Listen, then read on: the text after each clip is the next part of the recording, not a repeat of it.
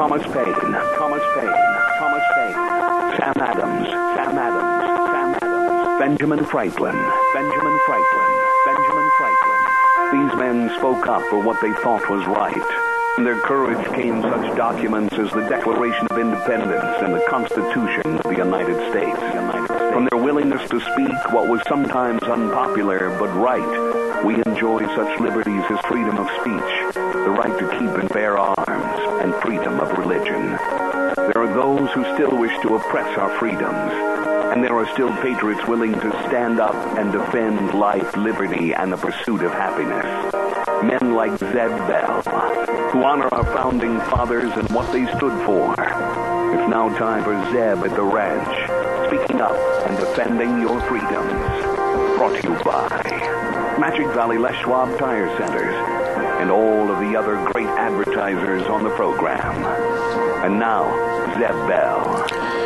When God solves your problems, you have faith in His abilities. When God doesn't solve your problems, He has faith in your abilities. There you go. Good morning, everybody. Here comes Kate Smith and God Bless America, followed by a Patriot with our Pledge of Allegiance on a Monday, May 5th. Good morning.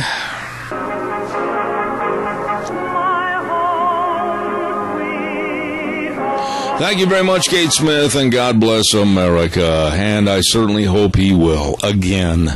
I'm Zeb Bell, Zeb at the Ranch, with our major sponsor, your Magic Valley Les Schwab Tire Centers, and of course, all of our great advertisers, including Lee's Furniture, Floors, and more at 459 Overland in Burley, and our friends at Western Way Services, always at your disposal.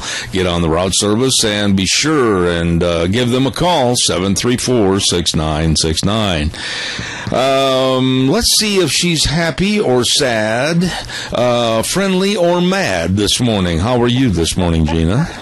You sound almost like a Dr. Seuss book. A Dr. Seuss book? Yeah, happy or sad, friendly or mad. Oh, happy or sad, friendly or sad. Okay, good. I'll buy that. Did you have a good weekend?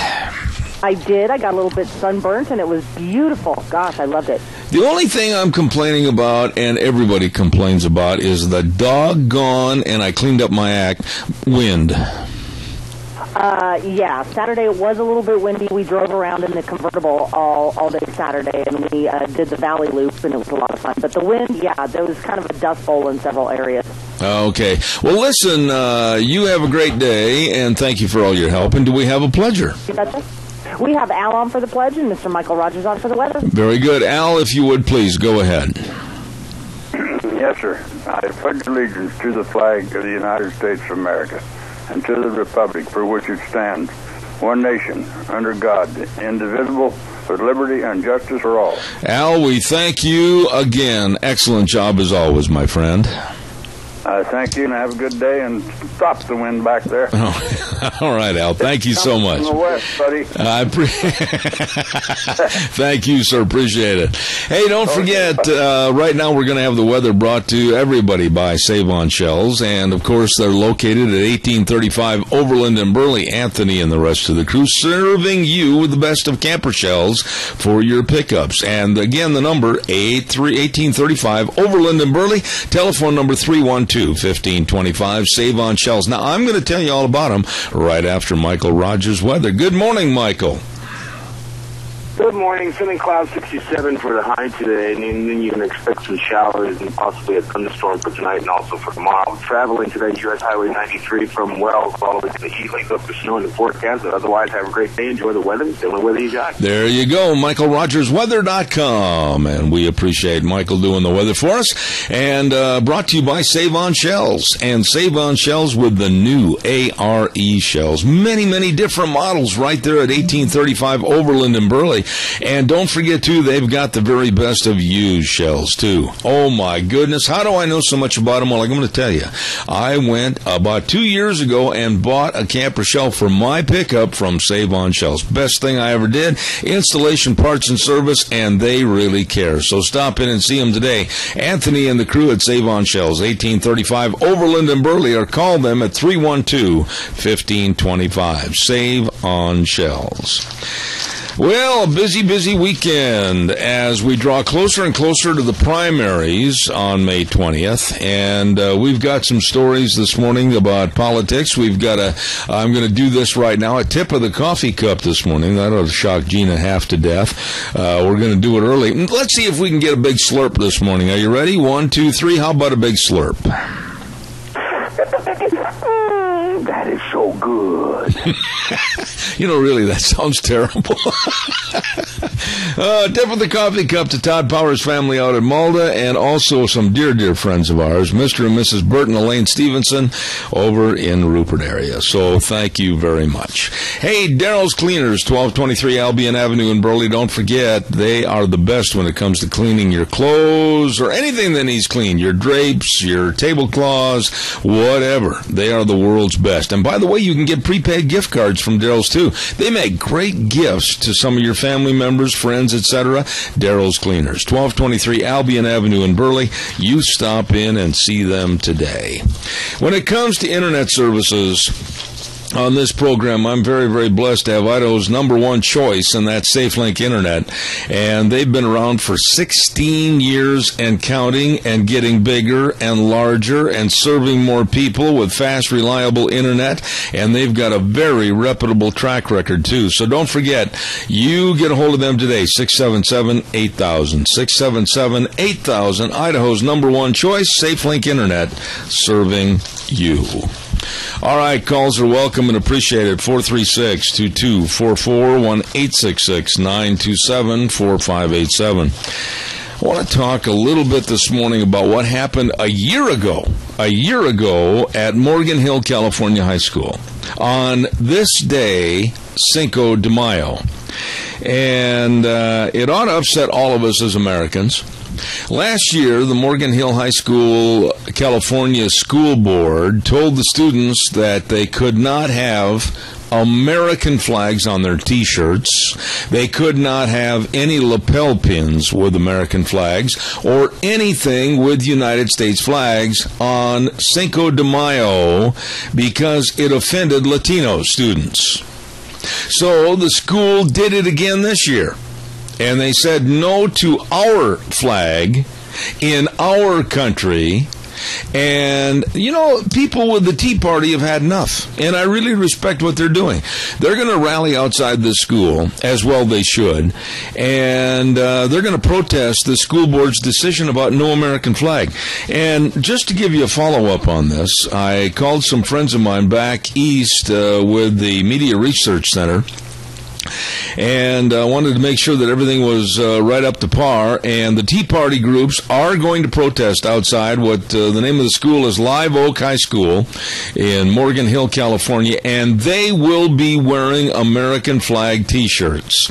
And they said, quote, they tried to silence a symbol of patriotism and freedom in America, and we're not going to stand for it. And the lady that said this, Georgine Scott Codiga, president of the Gilroy Morgan Hill Patriots, and they're not going to stand for it, and they're going to absolutely be out there with flags on their shirts, lapel pins, carrying the flag, etc. And, one thing that needs to be said, I don't care if Latinos want to celebrate Cinco de Mayo. And I will say that in Mexico, and this is not me writing this or saying this, it is considered to be a relatively minor holiday in Mexico. And I was looking through some of the history events of Cinco de Mayo, and they said that revelers today mark the occasion with parades, parties, mariachi music, etc. And there is some confusion about Cinco de Mayo Day, though. Many people outside Mexico mistakenly believe that Cinco de Mayo is a celebration of Mexican independence, which was declared more than 50 years before the Battle of Puebla, which is Cinco de Mayo. And I'm going to fly our flag. I'm going to give our pledge. I'm going to say that students in this particular high school should go to school with American flags on if they so desire. And my feeling is so strong about this, and I'd like your feeling as parents. If you were the parents of students at this high school and were told that you couldn't wear a flag on the T-shirt or have something that said God bless America or maybe a flag pin or something, What would you do as parents? Would you call in and have your children be sick for that day as a part of protest? Would you have them wear the shirts anyway as part of our freedom and our freedom of speech? Or would you call the school and the school board and protest to them? What would you do as parents if that happened here? If that happened here and the school board said that your students could not wear anything that gave tribute or First Amendment rights to our flag, what would you do? Give me a call, 436-2244, 1-866-927-4587. While I'm waiting for your calls, and I know we're coming in, I want to remind you about Denny's Restaurant at 611 Overland in Burley. You know, they have such a great menu. And, man, I tell you what, I would like to just highlight one item every day, you know, and just tell you how great it is. Man, we go on forever. And they've got special senior citizen discounts with AARP and a 55-plus menu. And they've got, the Grand Slams are fantastic. The sandwiches are out of this world. I love the omelets, especially that Philly cheesesteak omelet. It's delicious. All the food is great. Service fantastic at Denny's Restaurant, 611 Overland in Burley. You stop in and see them today. Caller, I'll be right there. Stand by, but I also want to quickly remind everybody about our friends at Ramsey Heating and Electric. Yes, sir, they've got the lights. A lot of summertime activity going on, and you'll be outside probably till dusk or dark, and you'll need lights. Well, they've got all the lights that you could possibly be looking for. All the outside lighting, the lamps, the CFL bulbs, and I think they've still got some of the incandescent lights left too in clear or frosted, 40, 60, 75, or 100 watt. So stop in today at Ramsey Heating and Electric, 2600 Overland Avenue in Burley, where they provide warm winters and cool summers. Good morning, caller. You're on the air. Hey, Deb, how are we doing this morning? I'm good, thank you. Hey, you know, when I was in high school, they had this Cinco De Mayo assembly or whatever it was, and they told us we weren't going to say the Pledge of Allegiance. And I bet you 50 of us students at Burley High School got up and walked out of there. You know, so if it was one of my kids, and they told me that my kids could wear a flag on their shirt, or they could pay tribute to America because this is where we live, you know, I'm kind of torn. One part of me wants me to call in and say, hey, I'm not going to call it sick. I'm just going to tell you, my kid's not coming to school if you're not going to be an American. Or part of me wants me to send them to school with a flag on their shirt or the pin on their lapel and kind of stick it to their face saying, hey, this is America and this is what we're going to do. You know, either way, they're blatantly wrong. You bring up an interesting point there, to the point where parents probably don't want to use their kids as a kind of a payback to the school by saying, go ahead and wear a flag, and then the child might be suspended, and the school board and the principal and the hierarchy might take it out on them. But I would much rather, I think, protest as a adult to the school board and then also call in and say, my child's not going to be a part of the school today, he's not feeling well at all, and I probably would pull them because I'm not about to have somebody subject them to any scrutiny for trying to exercise free speech and celebrate being an American. Oh, I absolutely agree. In fact, I think I'd be finding a new school for my kid to go to. Well, I just can't imagine why this United States, the terminology they used down at Morgan Hill, California, respond to this quickly, and then I've got another call. They were afraid of offending Latino students. I mean, have we got to that degree now that we as Americans with our flag and our freedoms and everything else that we've afforded everyone else to come here, that we're afraid of offending somebody? Well, here's the way I see it. They came to the United States of America supposedly to assimilate into the American culture. If the American flag offends them, then they probably ought to find somewhere else to go. There's no question about that, and I know it sounds harsh, but I'll guarantee you I take your side on this. I will not let our speech be limited. I will not let our actions as Americans be limited because we're afraid of offending somebody else. That is offensive to me, and I'll tell you, all Americans should stand up and tell this school board exactly what they think. Thank you for your call. I appreciate it. Thank you. Thanks, Jeff. Good morning. You're on the air. Go ahead, please. Good morning, Zeb. Yes, sir. Yeah, I think if I was a student at one of those schools, I would walk in with a T-shirt that had a great big American flag on the front, and on the back says, proud to be American. Absolutely. And if anyone told me I had to go home and change, I would tell them, absolutely not. I'm going to show what I am, and I'm going to show that I'm proud to be an American, and if it offends any Mexicans, they can go back to Mexico. Well, this is absolutely ridiculous to think that they'd use the verbiage that it would offend Latinos. I don't care if our United States flag offends anyone, because that flag has flown over this country for 200 plus years, and it represents the blood, sweat, and tears, and the dying, and the giving of all for us to live in a free society. And so if they're offended, I agree with you. Hit the road, Jack, and find another place to live. Exactly. In fact, I got a little personal connection to the sacrifice made for that flag, because my grandpa, or my great-grandpa, that is, he had a metal plate in his head because he took a bullet for our country. Absolutely. And there are many, many stories like that. Sir, I appreciate your call. Thank you very much. I got other calls calling in, and I do thank you for yours. Caller, I'll be right there. Don't go away. I want to remind everybody about Mother's Day is quickly approaching. Oh, my goodness. It's coming up this next weekend. Are you ready? And Valley White Home and Ranch, they've got a free 1-hour massage from Sublime Touch for Mom. You better get in there and register at the store at 910 South Oneida in Rupert. Valley White Home and Ranch. She would love that tender day. And also they've got Montana Silversmith jewelry, and they've got all the summer clothing, and if she loves to garden, they've got all the garden seeds, they've got everything for the garden, all the tools and everything. Mom's Day, this coming Sunday, you better believe it. Valley White Home and Ranch, 910 South Oneida in Rupert. You stop in and take care of gift giving for your mom. Hey, by the way, too, caller, I'm not putting you off. I'll be there in just a second, I promise. I also want to remind everybody about Joe Larson for Cassia County Clerk. For the last 4 years, Joe Larson has worked tirelessly for Cassia County as clerk, and with nearly 35 years' experience as a businessman in Minnecasia, Joe is a solid advocate for the taxpayer. And by the way, Joe Larson advocated for prudent investments in county infrastructure like the Cassia County Justice Center, which was built without incurring any debt because Joe believes in local government and it should operate frugally and responsibly. Don't forget, Cassia County benefits from consistent and experienced leadership. On May 20th, re-elect Joe Larson for Cassia County Clerk. Good morning, caller. You're on the air. Thank you.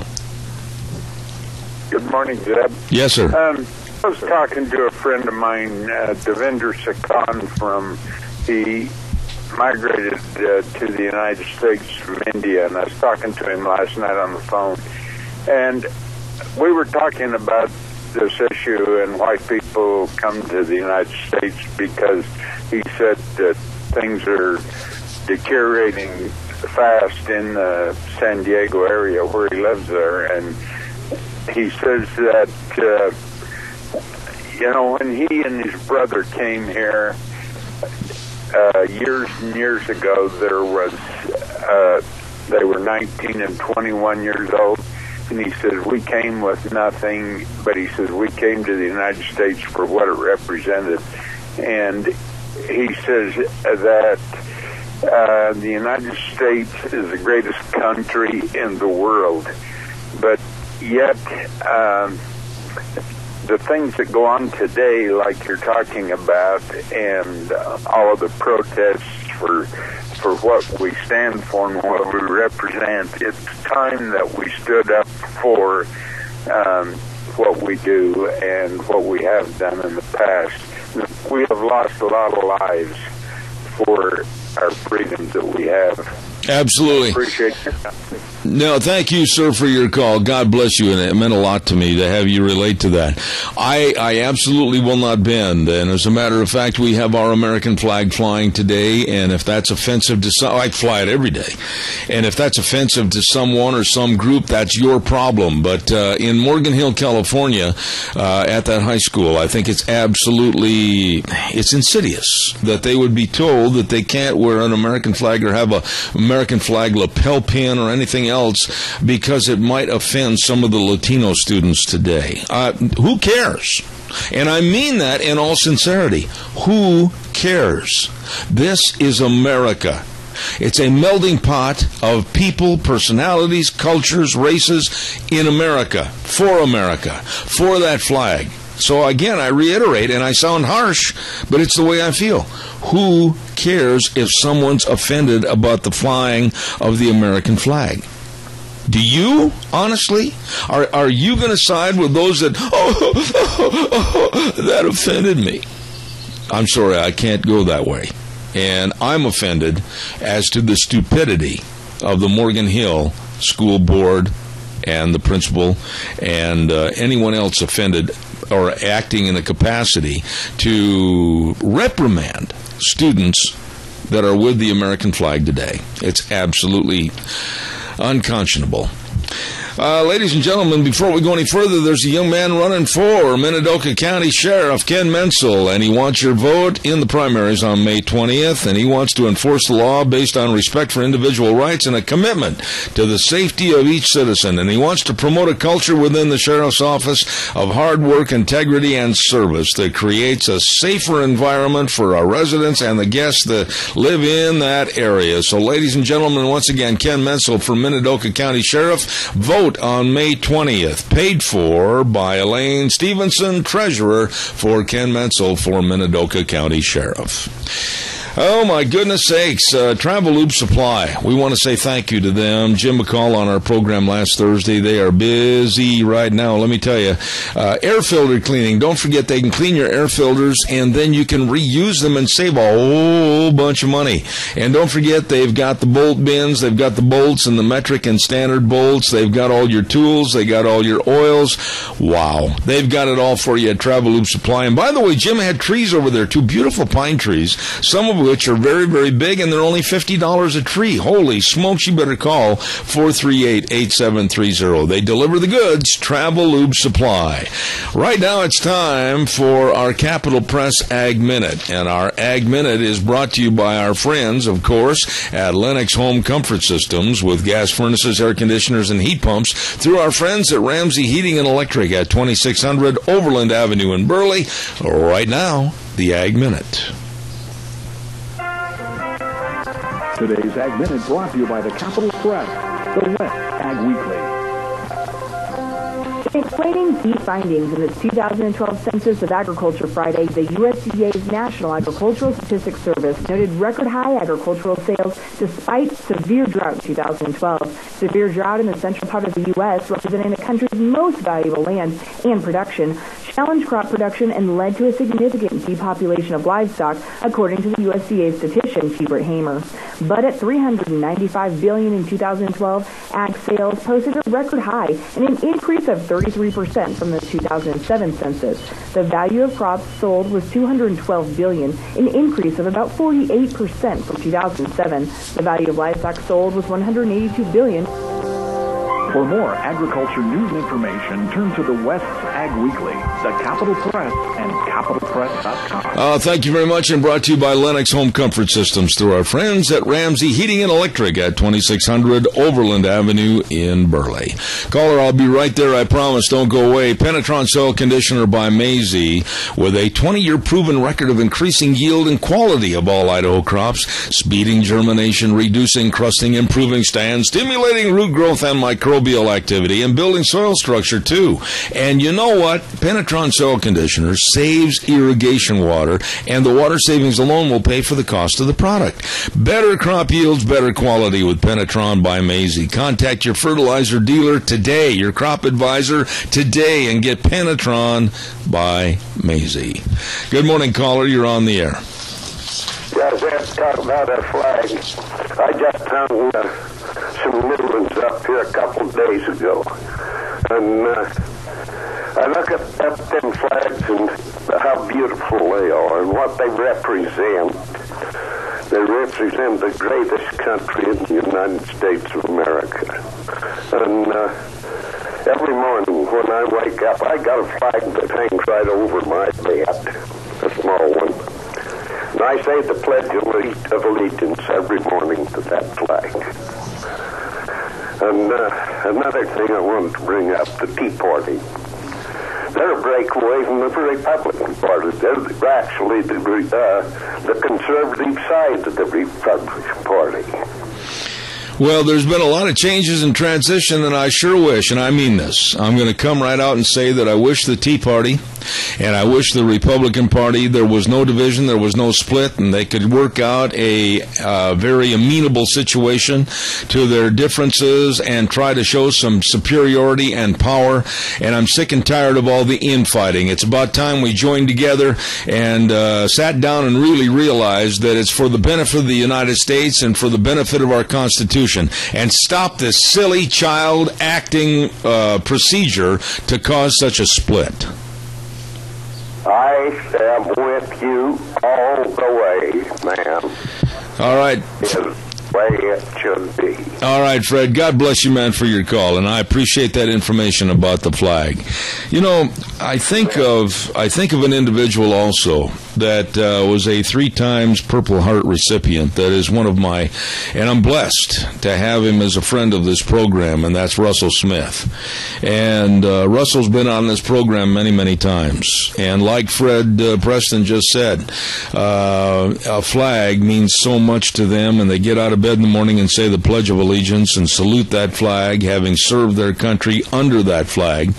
And to think that in the United States of America, and this is so repulsive to me, to think that we have so-called leadership in a school that would tell American citizens and our students that you can't wear anything that represents America or the flag or gives honor to the flag because it might offend someone else. Now, honestly, you got to call me and let me know, does offending someone else with our flag, does that bother you? Does that really bother you? The liberal left in this country is absolutely nuts as far as I'm concerned. And I'm glad. I am really glad that the Tea Party is going to be there rallying outside that school. And I'll say it again. I don't care if anyone is offended by our flag. Leave. Don't let the doorknob hit you in the posterior on the way out. Get on the boat and float. Get on the boat and float. I don't care. This is America. And that flag will always stand for freedom to everyone in the world. And if it's offensive to somebody, you leave. Calls are welcome, 436-2244, 1-866-927-4587. I haven't heard from Eli at Berry Equipment and Rental yet, but they were still looking for some mechanics at each location of Berry Equipment and Rental. Man, I'm talking about good competitive pay benefits, and you can apply at any location.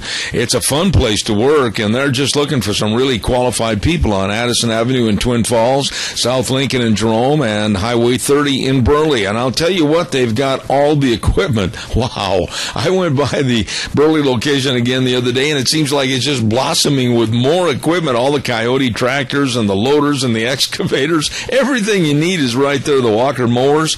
Good heavens, it's all there for you, whether you're buying or renting at Berry Equipment and Rental. Please stop in and see them today. And by the way, if you know somebody that wants a good job, have them check it. Berry Equipment and Rental, they're looking for some really good mechanics. Caller, good morning, you're on the air. Good morning, Zeb. Do you know what really frosts my backside is that all these ethnic groups, all of them, if we get some that rises up and protests against the United States, where is the rest of them that's supposed to be so patriotic? They don't stand up. They just kind of lay back and let a few run amok, and everybody gets a bad name for it. Well, first of all, you've got to really explain something to me. Why are we so concerned, and I know that this might be offensive to someone else when I say this, but really answer the question. Why are we so concerned about Latinos and the Mexican culture in this country celebrating Cinco De Mayo? If they want to celebrate it, that's fine. They can celebrate it all they want to. Nobody's going to stop them, and I salute them for their celebration. But not at the expense of taking down our American flag because it might be offensive to some. No way. Leave that flag there. That's that's just double standards. They can do what they want, but we can't. And that's wrong. We need to stand up. We had a program up on the square Saturday, and the VFW was doing the POW table, and they had 3 little Hispanic Youth for Liberty up there at the table. Mm-hmm. And as they was reading that, what the chair and all that means, that one little gal just broke down and sobbed, thinking, what it really stood for. So there's a lot of good ones, but we should not cater and cave in to the others. Okay, I agree with you, George, and thank you very much for all you do, especially with the young people and teaching them really about our American flag and all our values. Thank you very much. It's a pleasure, and we'll talk to you later. All right, God bless you, my friend. Caller, I'll be right there. I want to remind everybody about the governor is going to have a meet and greet. That's right. Our thanks to District 27 legislators, Speaker Scott Bedke, Senator Dean Cameron, Representative Fred Wood, and they're going to be honoring Governor Butch Otter and Lieutenant Governor Brad Little, and it's coming up this Thursday night, May 8th, from 6 to 9 p.m. at the Sweetheart Manor, and hors d'oeuvres and refreshments and a lot of nice people. So please be there this Thursday, May 8th, 6 to 9 p.m. at Sweetheart Manor. It's going to be a real nice happening. Caller, good morning. You're on the air. Yeah, I'm the guy that called in before and said that the white person is the most discriminated in his own country, and I agree with that. And I've said if I fill out an application or whatever, I have to put Hispanic, so that's where I'm coming from. The white person is the most discriminated in his own country. But I think the Cinco de Mayo deal, I think it's, again, white people doing that to themselves. They're trying to be politically correct. Are the Mexican people really in an uproar that the white kids are wearing a flag, or is it the administration that's trying to jump to conclusions and stop it to be politically correct? I want to stop you right there and agree with you. I think that if we all stood firm and flew our flag, are proud of our flag, our students can do and wear what they want as far as celebrating being an American anytime they want. If we all stood firm and just said, well, listen, you don't like it, that's tough. This is America. Honestly, that's the impression that we need to leave with anybody and everybody. We are Americans. If you don't like our flag, if you don't like the way we promote our flag, that's tough. That's the way it's going to be. I think we would be able to stop a lot of these problems by just sticking our chin out and saying, that's tough if you're offended. Right. And, I think someone said it. Cinco de Mayo really isn't celebrated too big in Mexico. I think I'll be honest with you, I worked in a store. It's the beer salesman. It's the United States that push that also. Yeah. Because it's a big money-making holiday for them. I just said that earlier this morning, and I'll stand behind it. This first paragraph about Cinco de Mayo came out, and it says the following: a relatively minor holiday in Mexico, but in the United States, Cinco de Mayo has evolved into a celebration of Mexican culture and heritage. Well, you know what? This is America, and that flag's going to stay up. All of our flags should stay up and be proud of being America. I agree with you, sir, and thank you. That was very well stated.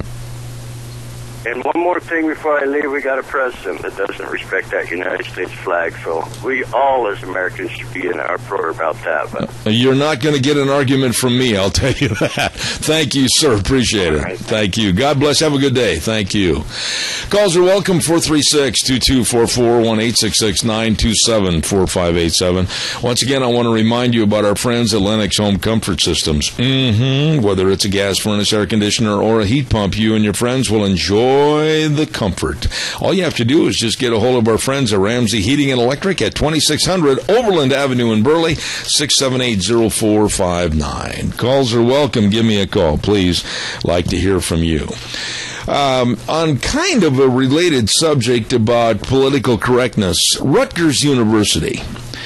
Oh my, here we go. They got together And they had hired Condoleezza Rice, former Secretary of State. And you probably heard me comment on this the other day. They had hired her for the commencement exercise for this year, for the graduation speech. Well, the liberal left at Rutgers threw a tizzy fit. And they said, no, we can't allow her to speak because she's from the conservative right. And she served under the Bush administration. We can't have her speak. We've got to get rid of her. And you know what? They hassled and they caused so much problem and so much embarrassment and everything. Finally, over the weekend, this very nice lady, Condoleezza Rice, said, enough. If you don't want me, you're not going to honor the contract. You're going to cause nothing but trouble, and there'll probably be a lot of jeering and hecklers and students that have the IQ of about 5 out in the audience. She just said enough. And she canceled the contract, and she's not going to be there. It just shows the plain snobbery, elitism, and idiocy of the left. And instead of an open forum on different thoughts, and she was there primarily to tell them, about the opportunities that are in America when they graduate, and all the great things that are obtainable. Look at her. Look at her and what she's obtained. Look at her background, where she came from and what she had to overcome to obtain things here in the United States of America.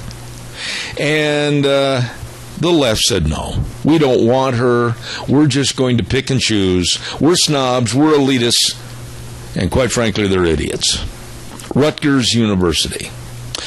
Calls are welcome, 436-2244, 1-866-927-4587. By the way, Mother's Day is coming up this weekend, and I want to remind you, the Drift Inn at 545 F Street in Rupert, oh my goodness sakes, a very special day for Mom. And they're going to have special Mother's Day hours from 11 to 3 and delicious additions to the menu. Prime rib, finger steaks, butterfly shrimp, chicken cordon bleu, and all kinds of special desserts. It's going to be great at the Drift Inn in Rupert for Mother's Day. And of course, Colonel Dale and the crew at Book Plaza, 222 West 11th Street in Burley. Very special gift giving for Mom. And don't forget the Forgive Me Not book and the Light We Share, all kinds of books, poem books, etc., music and cards, all at the Book Plaza, 222 West 11th in Burley. And last but not least, the Goodie Shop. Oh my, 133 West Main in Burley. You can build your own basket for Mom. Yeah, that's right. Or you can select one already done. And they got the special Mother's Day mugs filled with candy kisses and brownie treats. Oh, you're going to love it. She will too. The Goodie Shop, 133 West Main in Burley, wishing you and your mom a very happy Mother's Day. Caller, good morning. You're on the air. Good morning, Jeb. I wanted to thank Rita Ramsey for the excellent article in yesterday's paper under the reader comment page on the editorial page. And what she pointed out was what the Tea Party really represents as far as limited federal government, individual freedoms, free markets, return political power to the states and the people, and of course personal and fiscal responsibility. Those are the main tenets, and she did an excellent job of refuting those that have made fun of the fact that we need to repeal the 17th Amendment, which allowed for the direct election of senators by people's popular vote, and that the senators were originally designed for states' rights and individual rights. So now it's just a big popularity contest who can gather up the most money and convince people through whatever advertising that they're going to represent them in Washington, and the states' rights thing has been, largely just thrown aside. And she did an excellent job, and she'd certainly be commended for her efforts in writing that article. Well, let me ask you a question real quick, short answer on this, because I've got a whole bunch of people waiting and I got other commercials. When you look at the basic philosophy of the Tea Party, smaller government and promoting of the Constitution, basically what in the world is the matter with what they're promoting and what they're saying, and why can't the GOP sit down and act like big boys, put their big boy pants on, and try to sit down and absorb or envelop them into their operations so that we could really start to have some power in this country? problem is the leadership, the GOP establishment, they're neocons, and they don't believe in a balanced budget. They believe in these foreign wars, and so the Tea Party is a threat to their neocon ideas, and they're, basically they do not support the Constitution, and that's the real rub. And so the Tea Party is basically constitutionalists, conservatives, and so this is why you see even locally, local guys that here in this area going against Tea Party conservatives that have a constitutional record. That's happening in this area. Well, I want to get back to what I was mentioning a minute ago, and I want you to answer this from the viewpoint of a parent.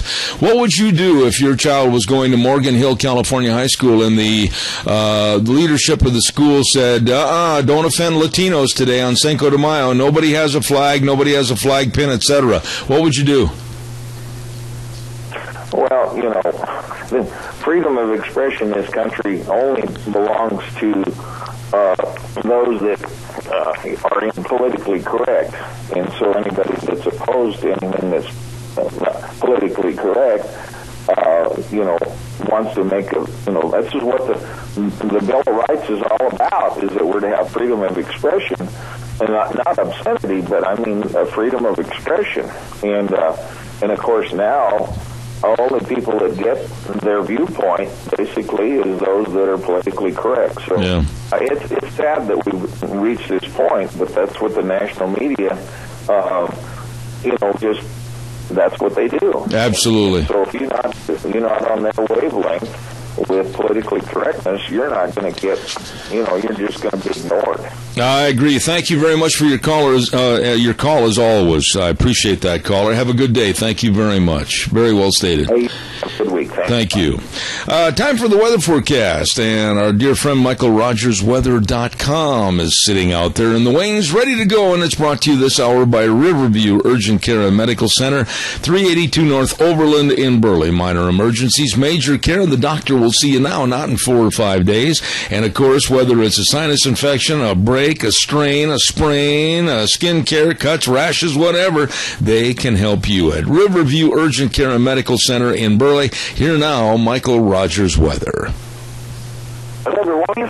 Michael Rogers at MichaelRogersWeather.com. Start of a brand spanking week of you, clouds, rain, me, and weather. Got a cold front coming through. You're going to see warmest temperatures today, but clouds 68 for the high, rain for tomorrow, 65 for the high, and then you'll come out of it Wednesday. And it'll start to warm back up hot, so with the high of 64. Enjoy the day, enjoy the weather. See you later, you guys. Thank you, Michael. Brought to you again by Riverview Urgent Care and Medical Center, 382 North Overland in Burley. Wonderful folks. Minor emergencies, major care. They'll take care of you at Riverview Urgent Care and Medical Center. Calls are welcome and appreciated. 436-2244, 1-866-927-4587. I think the bottom line is, and I'll go back and I'll say this many, many other times, that who cares if somebody is offended with our American flag? Who really cares? Think about that, and I mean every word of it. By the way, another story that's out, Dr. James Dobson. And there's been a lot of criticism of Dr. James Dobson since the National Day of Prayer. And basically, he really came out and slammed Obama and said that he has become the abortion president, which is true. And he came right out very vocally against President Obama.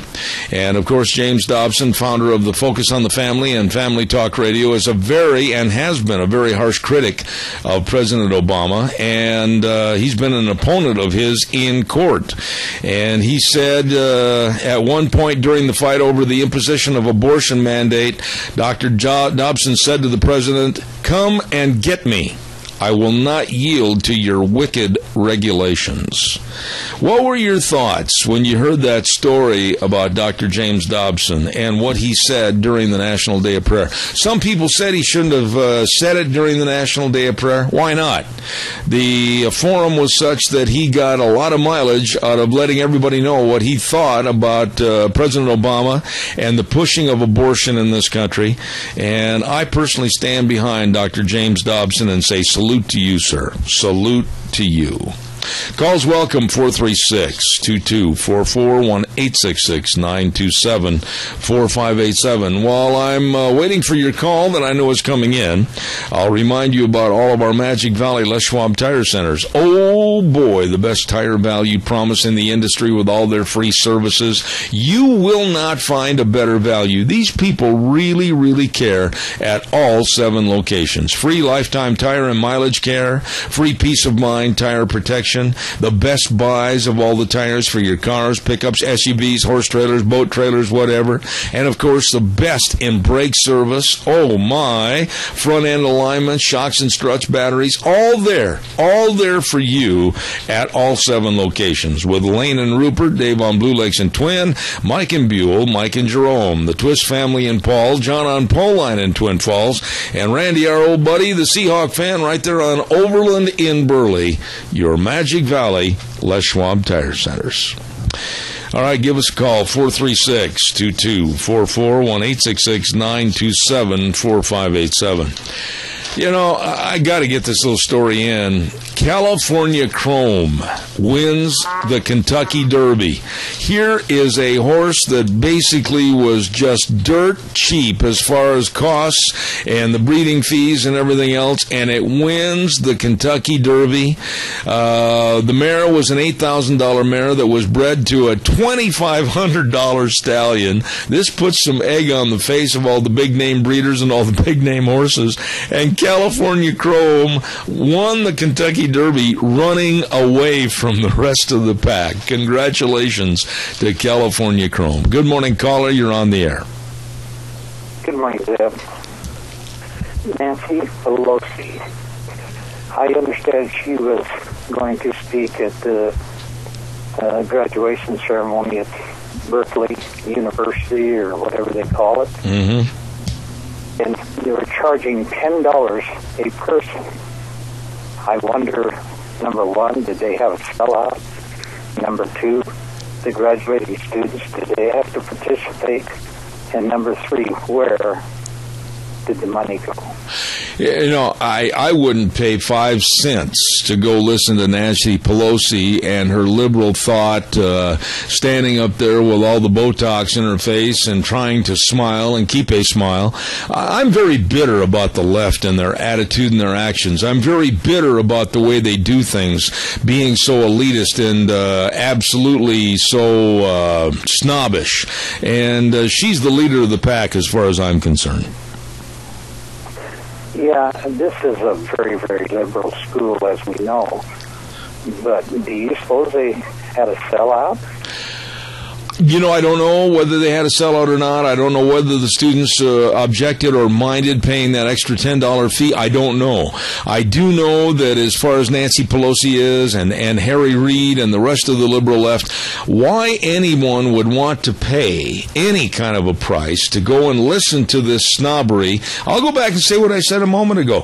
The elitist attitude and the politically correct attitude is killing this country. And just like with this Cinco De Mayo problem at Morgan Hill, California, Keith, fly the flag. Wear the flag on a T-shirt or a lapel pin. And if you offend somebody, so what? Well, I think here in Burley, Idaho, I don't think we have that problem. I think I think we all get along pretty good. And if they want to have a holiday, yeah, that's fine. Absolutely. Just don't step on anybody else's toes. There you go. I don't mind about anybody having a holiday like Cinco de Mayo. I think it's great. As a matter of fact, I'll even, if they have some function, I'll even publicize it through a public service announcement. But don't you ever tell me that my flag offends you and not to fly it. Well, a few years ago, we used to sponsor, my business used to sponsor Cinco de Mayo, and we were very, very excited to be able to bring forth their culture and that sort of thing for one day. And I thought it was kind of neat. It was well attended. The celebrations they had then were very mild. Mm-hmm. We didn't have anybody protesting or anything. It just went off really nice. Yep. Well, and that's what it should be, and I'm respectful of them having a celebration. I think it's great, whatever they want to do. But I'm not going to hide or put my flag or put America's personality in the closet as an embarrassment. I'm not going to do that, ever. I don't blame you, and I wouldn't either. All right, thanks. I appreciate it, Keith. Thank you very, very much. I got a line problem this morning, a feed line problem, and I'm having trouble hearing the calls. Are breaking up, but we're getting through it. And calls are welcome, 436-2244, 1-866-927-4587. I got one other little story I just want to talk about briefly here this morning in the time remaining. I don't know how many of you saw the White House staff member, Tommy Vitor, that was being interviewed by Brett Baer on Fox News, and he was asked about how and why he changed the emails about Benghazi, and he looked at Brett Baer and said, "Dude, I changed so many of them I can't remember, dude." That was so offensive. And it was so minor league that he would say, "Dude, I can't remember." I mean, that was so repulsive. And since that time, this White House has said, "Oh, yeah, didn't sound good, put us in a bad light." So they're starting to have training classes for some of their people that are going to be on the Sunday morning talk shows and some of the weekly shows, etc. But Tommy Vitor just showed his lack of intelligence, his lack of trying to display any kind of good verbiage when he said to Brett Baer, "Well, dude, I can't remember." Dude, come on. To me, when you use that phrase in a conversation, it just shows really how not smart you are. We're going to take a little break. Be back in 6. Don't go away. Zeb at the Ranch. I'll see you in about 6 minutes.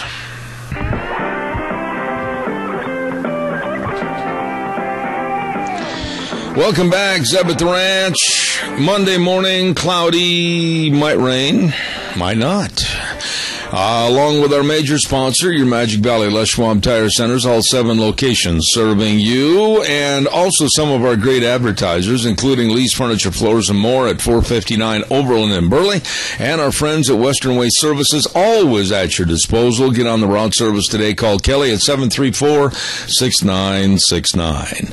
Oh, my goodness sakes. Oh, we've got to have this word from Western Waste. I'll be right back.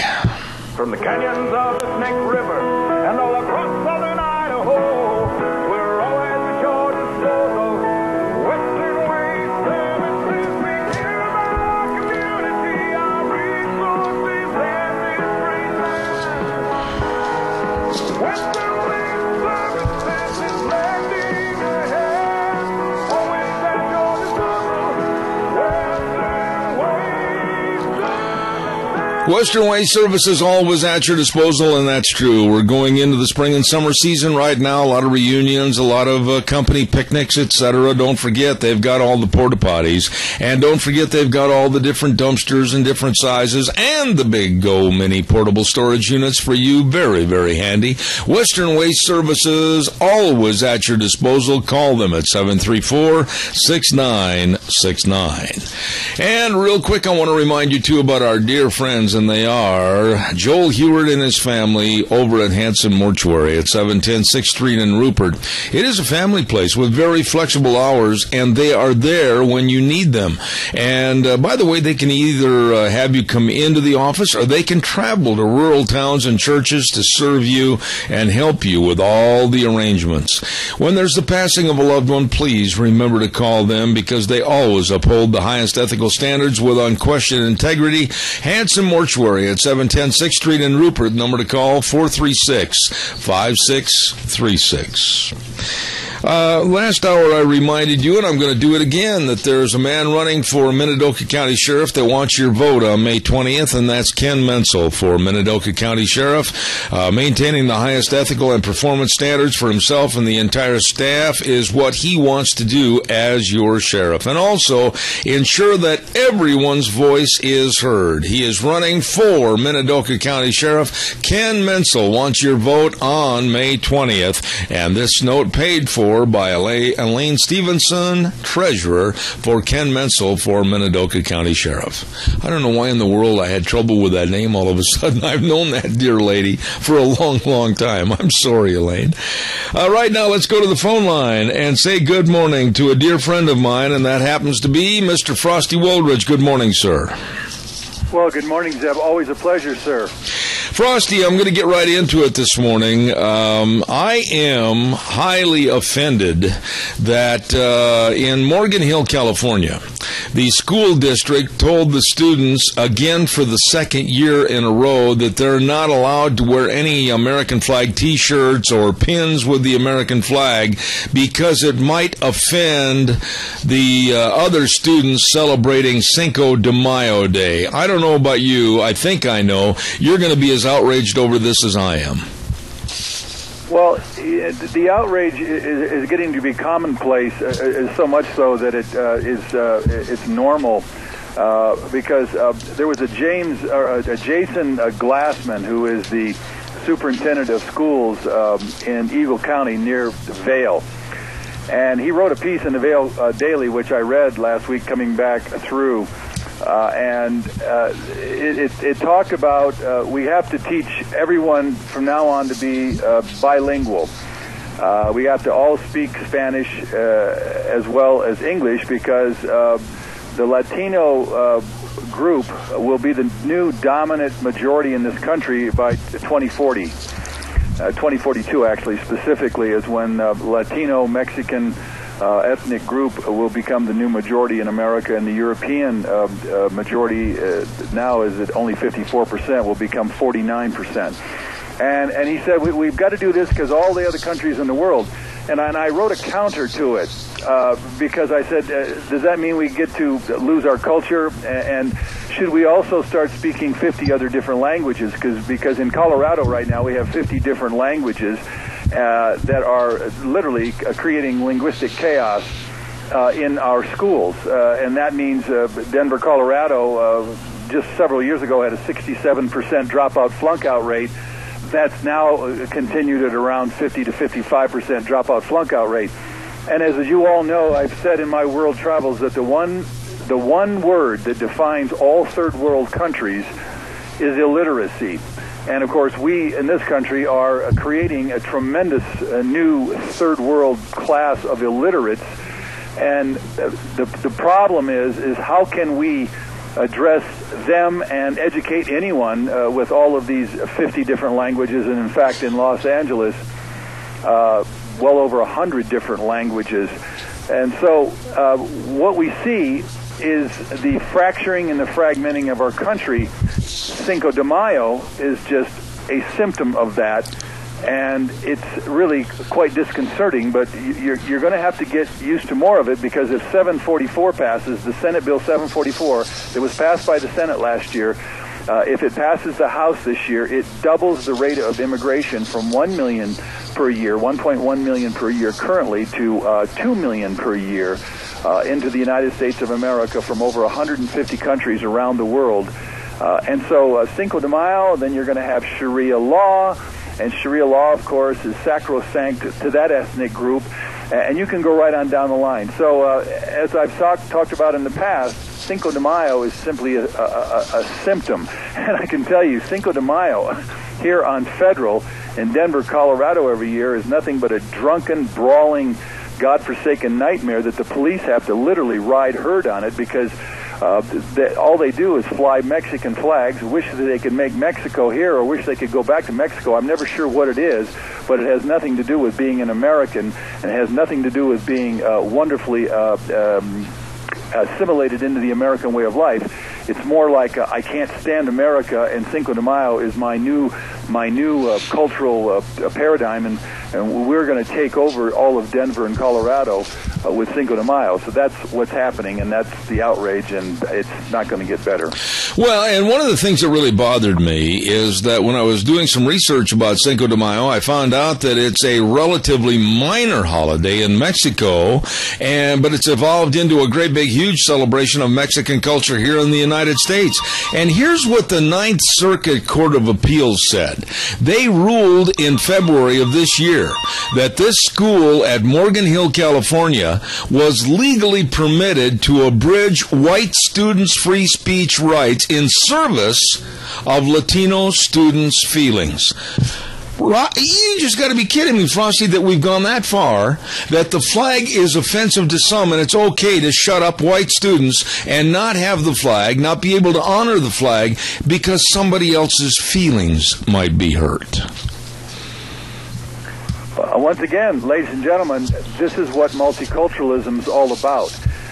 And the more you have of it, the more you're going to have restrictions on freedom of speech and the First Amendment rights. And in fact, minorities today have more rights than the majority of this country, right on down the line. I'll give you an example. There was a guy named Sterling who owned the Clippers in the Sacramento Clippers? No. Los Angeles Clippers. Camera. Los Angeles. His girlfriend making some comments, and then he was her sugar daddy. He made some comments about minorities, and now he's banned from the NBA for the rest of his life. And yet, there is a basketball player, I think it was on the New York Knickerbockers, I can't remember, but he called for all-black NBA. This guy called for an all-black NBA. In other words, no white people in the NBA are able to play with his new calling. And no one, absolutely no one called this, and I've got a picture of him here, I'd have to go through my notes, and I don't know his name, but he called for an all-black NBA, and yet you do not ever hear a word about racism in that particular calling. But also, there is in Mississippi, and it's in Jackson, Mississippi, the mayor of Jackson, Mississippi has called for an all-African state, the 5 southern states, from South Carolina to Georgia to Mississippi, Alabama, and Louisiana. He's called for a United Africa, America, Africa, and he has called for nothing but all black people to live in all those 5 states. And yet you don't hear any racism charges there. So you see the double standard that's happening. And again, as I've said before, the more we bring in this next 100 million immigrants from 150 different countries, they will be pulling in every direction in their favor. And the rest of us, American citizens that are left over, are going to find ourselves really trying to survive this fragmentation and certainly multiculturalism and linguistic chaos that's coming upon our country, and it's all self-imposed. Well, and to kind of give a recap, that was Sterling with the Los Angeles Clippers, who are still in the playoffs. They won their first round, and they're going to the second round, and I am very aware of what you're talking about with this reverse racism. And, you know, the NBA, and I'm just going to come right out and say it, is at least, and you know this to be true, Frosty, of all the professional sports, be it football, be it baseball, the NBA is almost 90% black right now, and there was a call to have an all-black league. And there's been comments made by certain former players, Charles Barkley is one of them, about an all-black NBA. And, you know, the reverse racism is okay for them. The discrimination is okay for them, but a white person, a white commentator, a white sports analyst could not say anything like what they get away with. And this is where it's turning into a very racist situation. Well, that's not the only part of it. I mean, there's a Miss Black America, but you would not ever have any chance to promote Miss White America. There you go. It would be a complete racist. And so you see the duplicity that's going on in this country, and it's going to get worse because, again, ladies and gentlemen, we're about to inject another 100 million immigrants legally, right now, just legally within the next 36 years. and they're going to be pulling in every direction possible toward their own ethnic groups, their own ethnic language, their own cultures. So you're going to see a continued fragmentation of the American way of life. Certainly America's culture will be completely shredded, and you're going to see more and more flags from other countries being held in greater honor and greater stature than the American stars and stripes. And that's what's coming. I tell you what, I can see this as clear as the coming of the dawn. And yet the American people don't see it yet, but they're going to find out the hard way. And guys like you and I are, you and me, we're the ones that are really sharing it. Again, the only thing, ladies and gentlemen, capsweb.org, numbersusa.org, and certainly FAIR, FAIRUS.org, and thesocialcontract.com. Those organizations are the ones that are going to save us if you join and give yourself a collective voice. Otherwise, this onslaught is going to accelerate, especially if 744 passes. Well, Frosty, one question I've had for a long time, and we need to address this, you and I right here on this program, from the Denver area right here to southern Idaho, and all points in between. Right away, there is a segment of the audience, and you know this is true, that right now, this very moment, is calling you and I racist for bringing this up. But, there needs to be an open dialogue. There has to be an open conversation about reverse racism. Look at the Al Sharptons. Look at the Jesse Jacksons. Look at Barack Obama. Look at Eric Holder. And the reverse racism back to the whites. And that's okay, especially like the likes of Al Sharpton and others. But when we stand up and say something like we are right now, we are called the racists. Well, once again, as all of you know out there, as a world traveler, I respect all races, creeds, and colors, and I certainly respect all those cultures that operate around the planet, and everybody is trying to do the best they can to paddle their boat and get down the road of life. So it's not about racism, but the easiest way, and you look back through time, anyone who spoke up, whether it was Galileo or whether it was Copernicus or whether it was any of the thinkers, even Socrates actually was asking people to think instead of just have belief. The Pope called them a heretic. And so the new heretic is racism.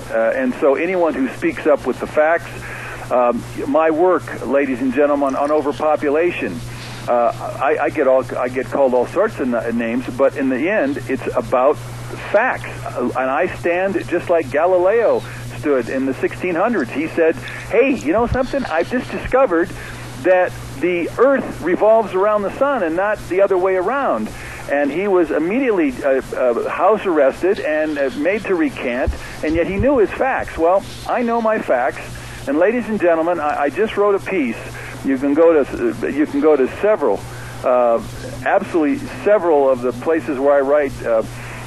Freedom's Phoenix, Liberty News Online, beforeitsnews.com, and my latest piece is called Houston, Planet Earth's Got a Big Problem, Human Overpopulation, and I talk about all of the aspects. I mean, just last night, Ann Curry came on with Lester Holt and talked about what we're going to do as the human race changes the entire biosphere and creates this horrific overload of carbon. And it's so funny because in the report they showed how 1/3 of Florida is going to go underwater. The hurricanes like Katrina will become normal, and yet not one single factor, not one interview, nothing on the fact that the United States is going to add 138 million people on its way to 625 million in the next 70, 80 years. And the causing of all of it from, massive carbon footprint, cars, smokestacks, coal-fired plants, China putting 27 million new cars on their highways every year. No one will talk about it. Well, I talk about it because I see it, I've researched it, I understand it, I know what's coming, I've seen it personally, and yet I will either get ignored or get called names.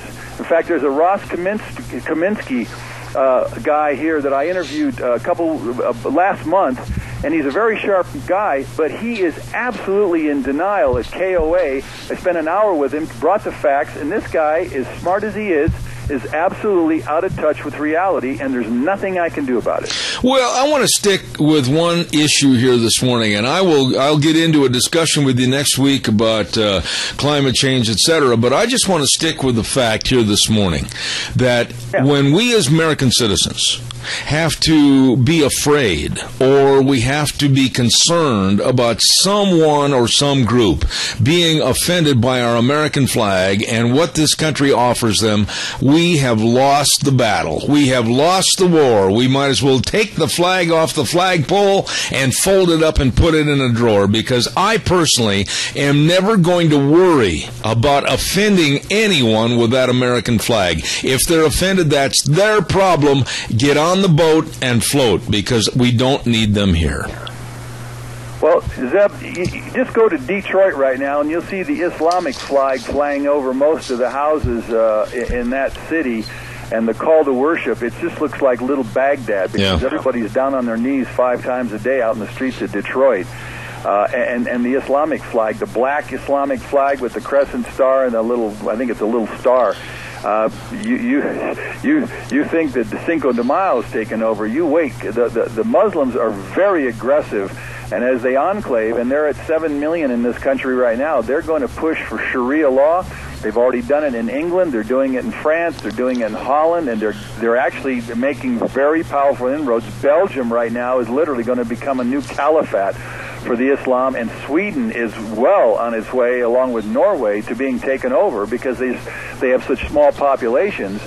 So we better girder and pull our belts in on this thing, because we're about to add another 10 million Muslims to this country, and I guarantee you, we are not going to like suppression of First Amendment rights, suppression of choice of religion.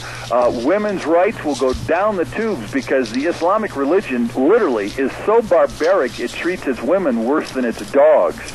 And so we got some real big surprises coming our way. Cinco de Mayo will be the least of them as I see this thing as it continues. Well, one final thought. I've only got a couple of minutes here, and I wanted to spend some time on this, but I don't know if you caught the interview or not with Tommy Vitor with the White House staff, and he was one of the people that had changed some of the emails regarding Benghazi. And he was on a spirited discussion with Brett Baier on Fox News, and he started getting nervous, and he said, dude, that was a long time ago. I can't remember what I changed. Just that terminology, dude, and the absolute kind of elitist, snobbish attitude that he portrayed, that is indicative of this administration and a cover-up as far as I'm concerned. When all is finally told, Eric Holder, certainly Barack Hussein, Obama, the president from Kenya, and right on down the line, the absolute fraud of Barack Obama will be exposed in history. His records from Colombia, the fact that he got a grant, I think it's a Fulbright grant, as a foreigner to go to Harvard and Columbia. He got got this money, got paid, and because he had a foreign passport and he was a foreign student. All of this stuff is sealed right now, because there are powerful interests that have a lot of money to make sure that it doesn't come to the light. But someday, when freedom of information comes out, Barack Obama will be exposed, and he will be found out, literally, whether it's his draft number, whether it's his selective service non-registration, certainly his phony Social Security number, and we do not know where this guy actually was born, and we do not know any valid birth certificate. When this all comes to light, and it will come to light, the American people are going to sit back and scratch their heads, because this president and this man has a dark past, and no one really knows exactly what's going on. But you do know what he's doing to the American Constitution right now. He's not upholding the Constitution. He's not upholding our immigration laws. He's not standing for the flag. He doesn't even put his hand over his heart with our national anthem. I mean, it's just extraordinary. And all you and I can do is just sit and wait for the next 2 years and 7 months to go by. as fast as I can't believe how fast I want the next 2 years and 7 months to go by to have this individual removed from office, because he's not doing any of us any good, and he's not furthering America, and he's really lying about a lot of things. And the Benghazi deal, Fast and Furious with the guns, is just the tip of the iceberg, because when you have that kind of corruption going on, it's just not the things that you see and find out, it's all the other stuff underneath that. And it's going to be whoever writes that book, it's going to be unbelievable what he exposes as to Barack Obama. Well, we've got a quick call, and I'm only going to have 30 seconds left. Caller real fast and a short response, Frosty. I'm down to 30 seconds. Fast, go. Yeah, why hasn't Congress tried to impeach him? And also, what's the Chamber of Commerce? Why are they sponsoring or supporting amnesty? I know they're big in our election here for one of the candidates, Chamber of Commerce. Okay, caller, thank you. The Chamber of Commerce situation. Thank you. Thank you. Frosty, real fast answer, real fast. I'm almost out of time. Primarily, if we went into an impeachment of Barack Obama, I think there would be a racial unrest that knows no ending. It would be worse than Martin Luther King. And so that is the terrifying reality that we're facing right now. We're so fractured as a country, and the race relations in this country are so bad. And so that's the main reason why he's not being impeached. Everybody's terrified of the black-white situation. All right. I got to run, Frosty. I'm flat out of time. God bless you, man. Talk to you next week. Great discussion and lots of information this morning. Talk to you next Monday. Frosty Woolridge, thank you, sir. Thank you, sir. God bless you. Thank you very much, Frosty Woolridge, back in Golden, Colorado. Hey, by the way, Senator Lee Hyder in District 24 says, don't forget to vote on May 20th. Yes, sir, and this man has been devoted to Idaho and to serving you, and that's why I want you to realize he wants you to go to the polls. He's done so much to help everybody with the limits on payday loans, and, of course, the authorizing the concealed carry of firearms, and, of course, also standing up for the right to hunt, fish, and trap amendment, serving Idahoans for future generations. Senator Lee Hyder from District 24 says, please vote on May 20th. He's running unopposed on May 20th, but he urges everyone to get out to the polls and vote, paid for by Senator Lee Hyder. Also, don't forget, coming up this Thursday night at 8 p.m., the meet and greet at the Sweetheart Manor. District 27 legislators, Speaker Scott Bedke, Senator Dean Cameron, Representative Fred Wood, inviting you to come on by and meet Governor Butch Otter and Lieutenant Governor Brad Little. All of this at the Sweetheart Manor at 217 South Highway 27 in Burley this Thursday night, May 8th from 6 to 9 p.m. Hors d'oeuvres, refreshments, and a lot of nice people will see you at Sweetheart Manor on Thursday night. In just a second, we're going to have Jeremy Tedesco on the phone with us, and, of course, with the Alliance Defending Freedom. Stand by for that. But don't forget, too, all your furniture, all your bedroom sets, all your mattresses, all your carpet, everything is at Lee's Furniture, Floors, and More at 459 Overland in Burley. Absolutely the store that can help you with the beautification and comfort of your home. Stop in and see those great folks today. Check out all the complete living room sets. Check out the bedroom sets and the carpet. They have got all the different kinds of carpet for you and your home. Wonderful people, Lee's Furniture, Floors, and More, 459 Overland in Burley. Ladies and gentlemen, on Mondays, I'm very, very fortunate to have with us, with the Alliance Defending Freedom, a senior legal counsel and director of the Secondary School Project, Jeremy Tedesco. Jeremy, good morning to you, sir. Sorry to keep you waiting. No problem, Zeb. Good morning to you. You know, Jeremy, I'm just going to come right out and say it. I'm very vocal and I'm very blunt. Nothing is sacred or respected anymore in this country with the perverted sexual values that are cheapening our morality and endangering our children, and it happened again in Arizona. I am so livid and so upset about this story. Please, clue us into what happened down in Arizona. Well, the Tucson Unified School District was facing some issues where young students in the elementary age level who were confused about their gender and were asserting that they were opposite of their biological sex. They were asserting the right to use the bathroom of their choice.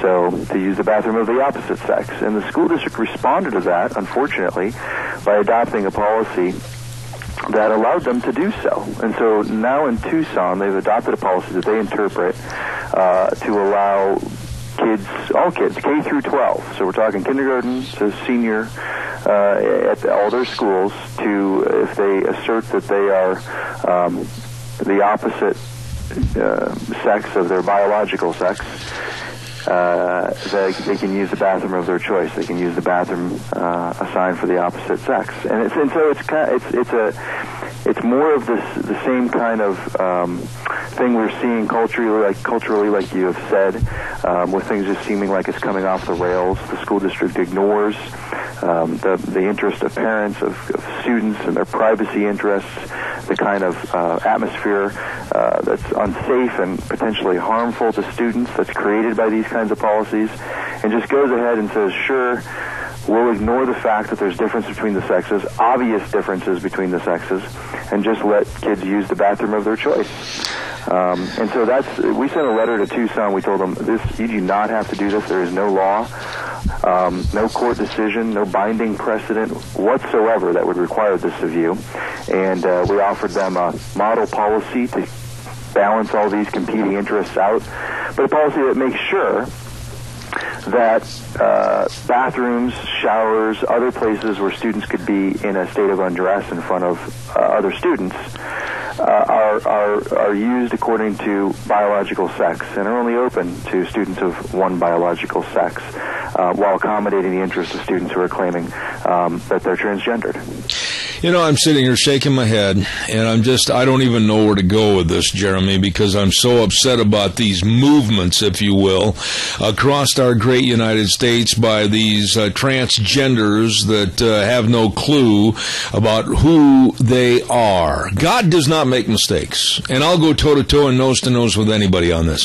This is so sick and so perverted, and it's absolutely taking us down into the pit of hell, as far as I'm concerned, with this attitude about you can use this bathroom if you want. Well, if your gender identity and you're concerned, you can use this one. You can join this girl's sports team or whatever. This is so perverted. I just honestly think that we've reached out now in kind of a claw-like fashion to these people, and there's no limit. They're going to keep going, and we can't stop it. That's what I feel. Well, the thing that shocks me about these kinds of situations with the bathroom use at public schools, and yeah, I can still use the word shock, even though the culture's pretty far down the rabbit trail now. It still shocks me in the public school context that the schools roll over so quickly on these things. Yeah.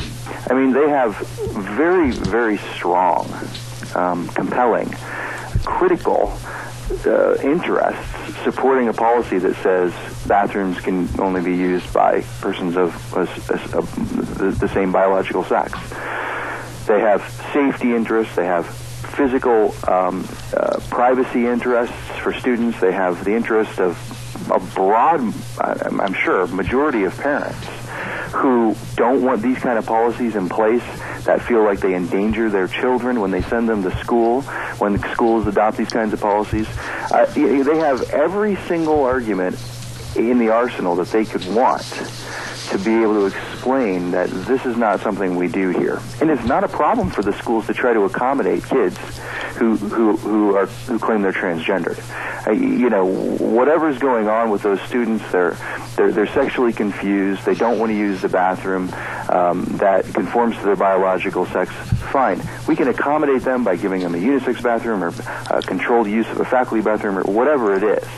But the solution that the schools, unfortunately, sometimes do, which what we see Tucson doing here, is to just say, throw up their hands, open up the bathrooms to the use of, opposite-sex students, no problem. They feel like they have to do it, whatever it is.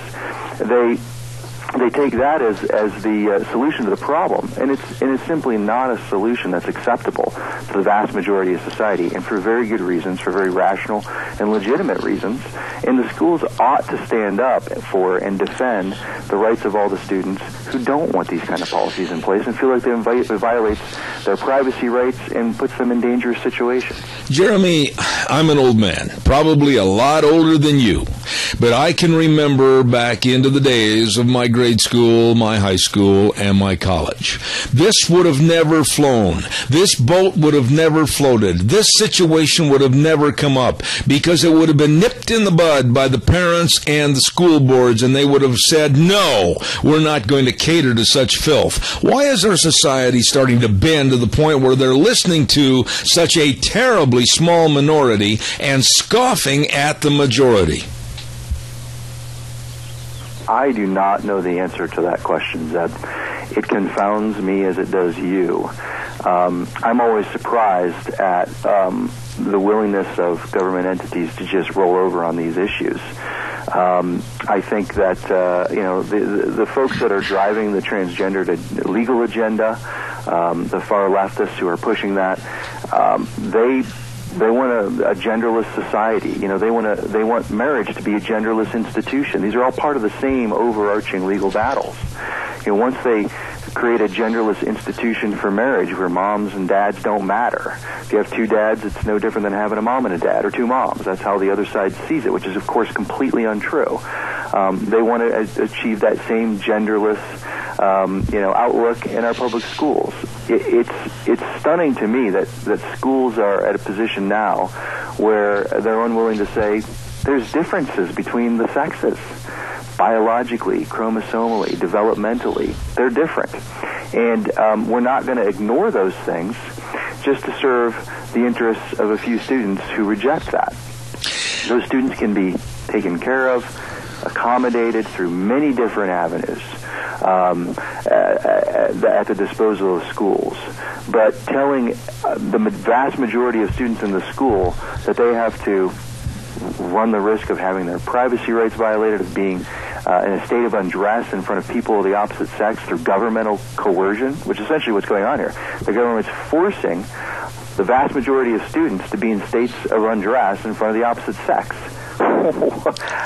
Look, if a court wants to order a school to do that, fine. But no court has done so, and the schools ought to make the arguments to say, we've got a rational, legitimate, and even compelling reasons for certain to enforce these kind of policies. Like you said, Zeb, this is the way society has regulated the use of bathrooms and showers and those kinds of facilities since the beginning of our country, for all time, really.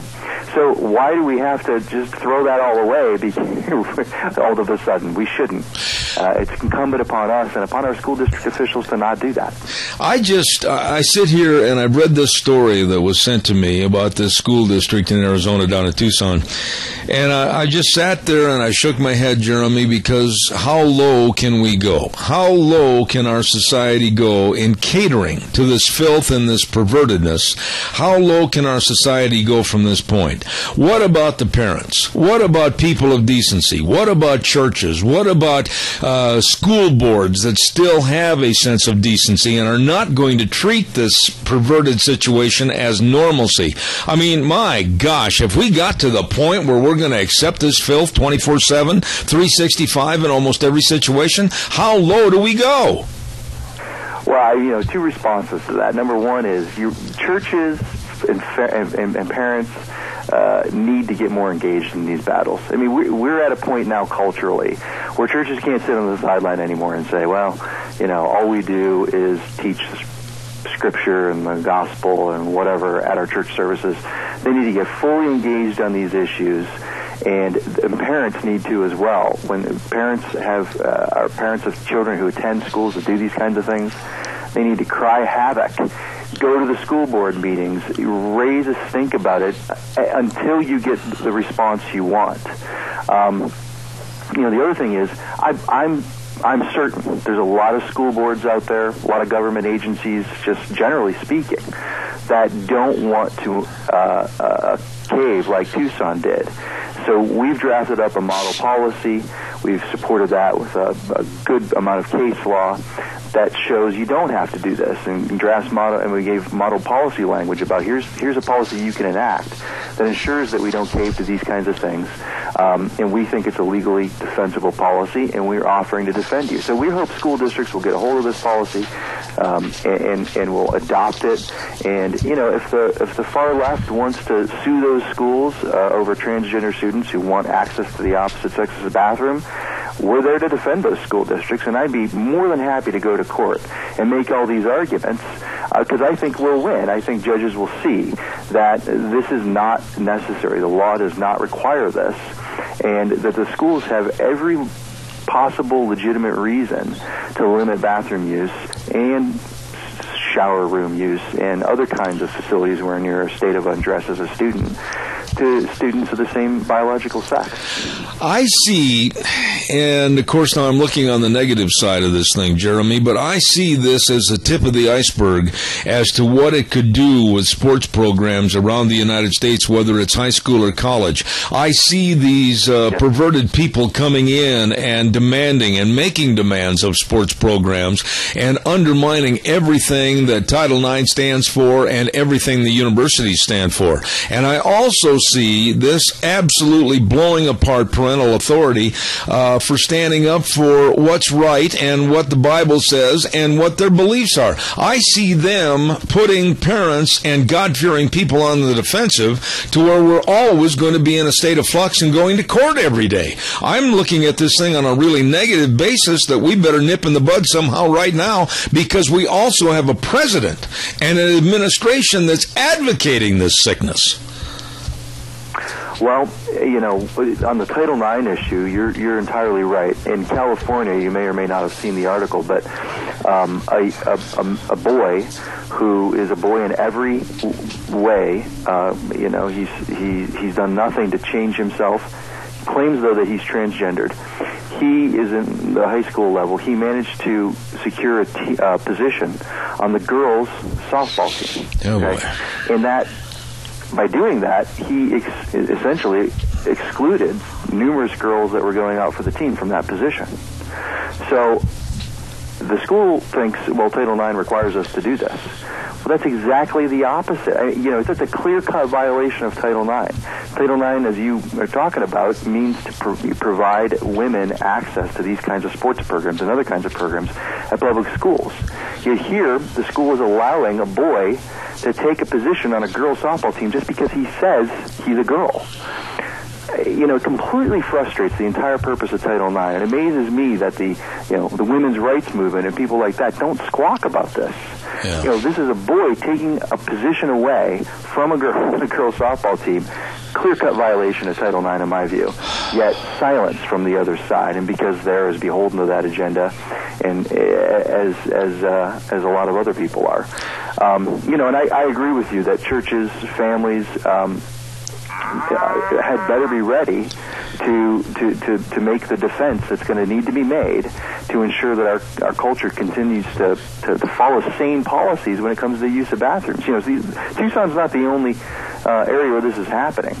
In Phoenix, where I live, the Phoenix City Council passed a law that allows for the transgender to use the bathroom of their choice. California has a state law that requires every school to allow transgender students to use the bathroom of their choice.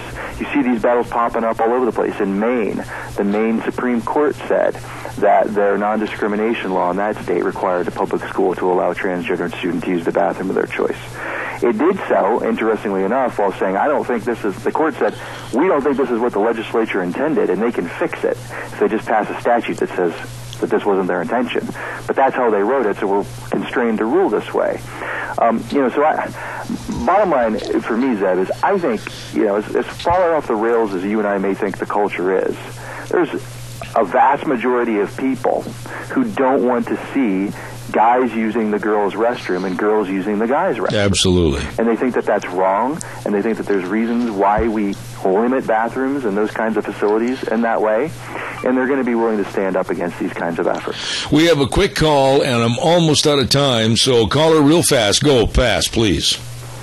I just have a question of where the lines are going to be drawn in the sand. If they would go ahead and let these kids do that, what's to say they don't go to McDonald's or Wendy's or wherever they go out to eat, and this guy just goes in the girls' bathroom just because he wants to?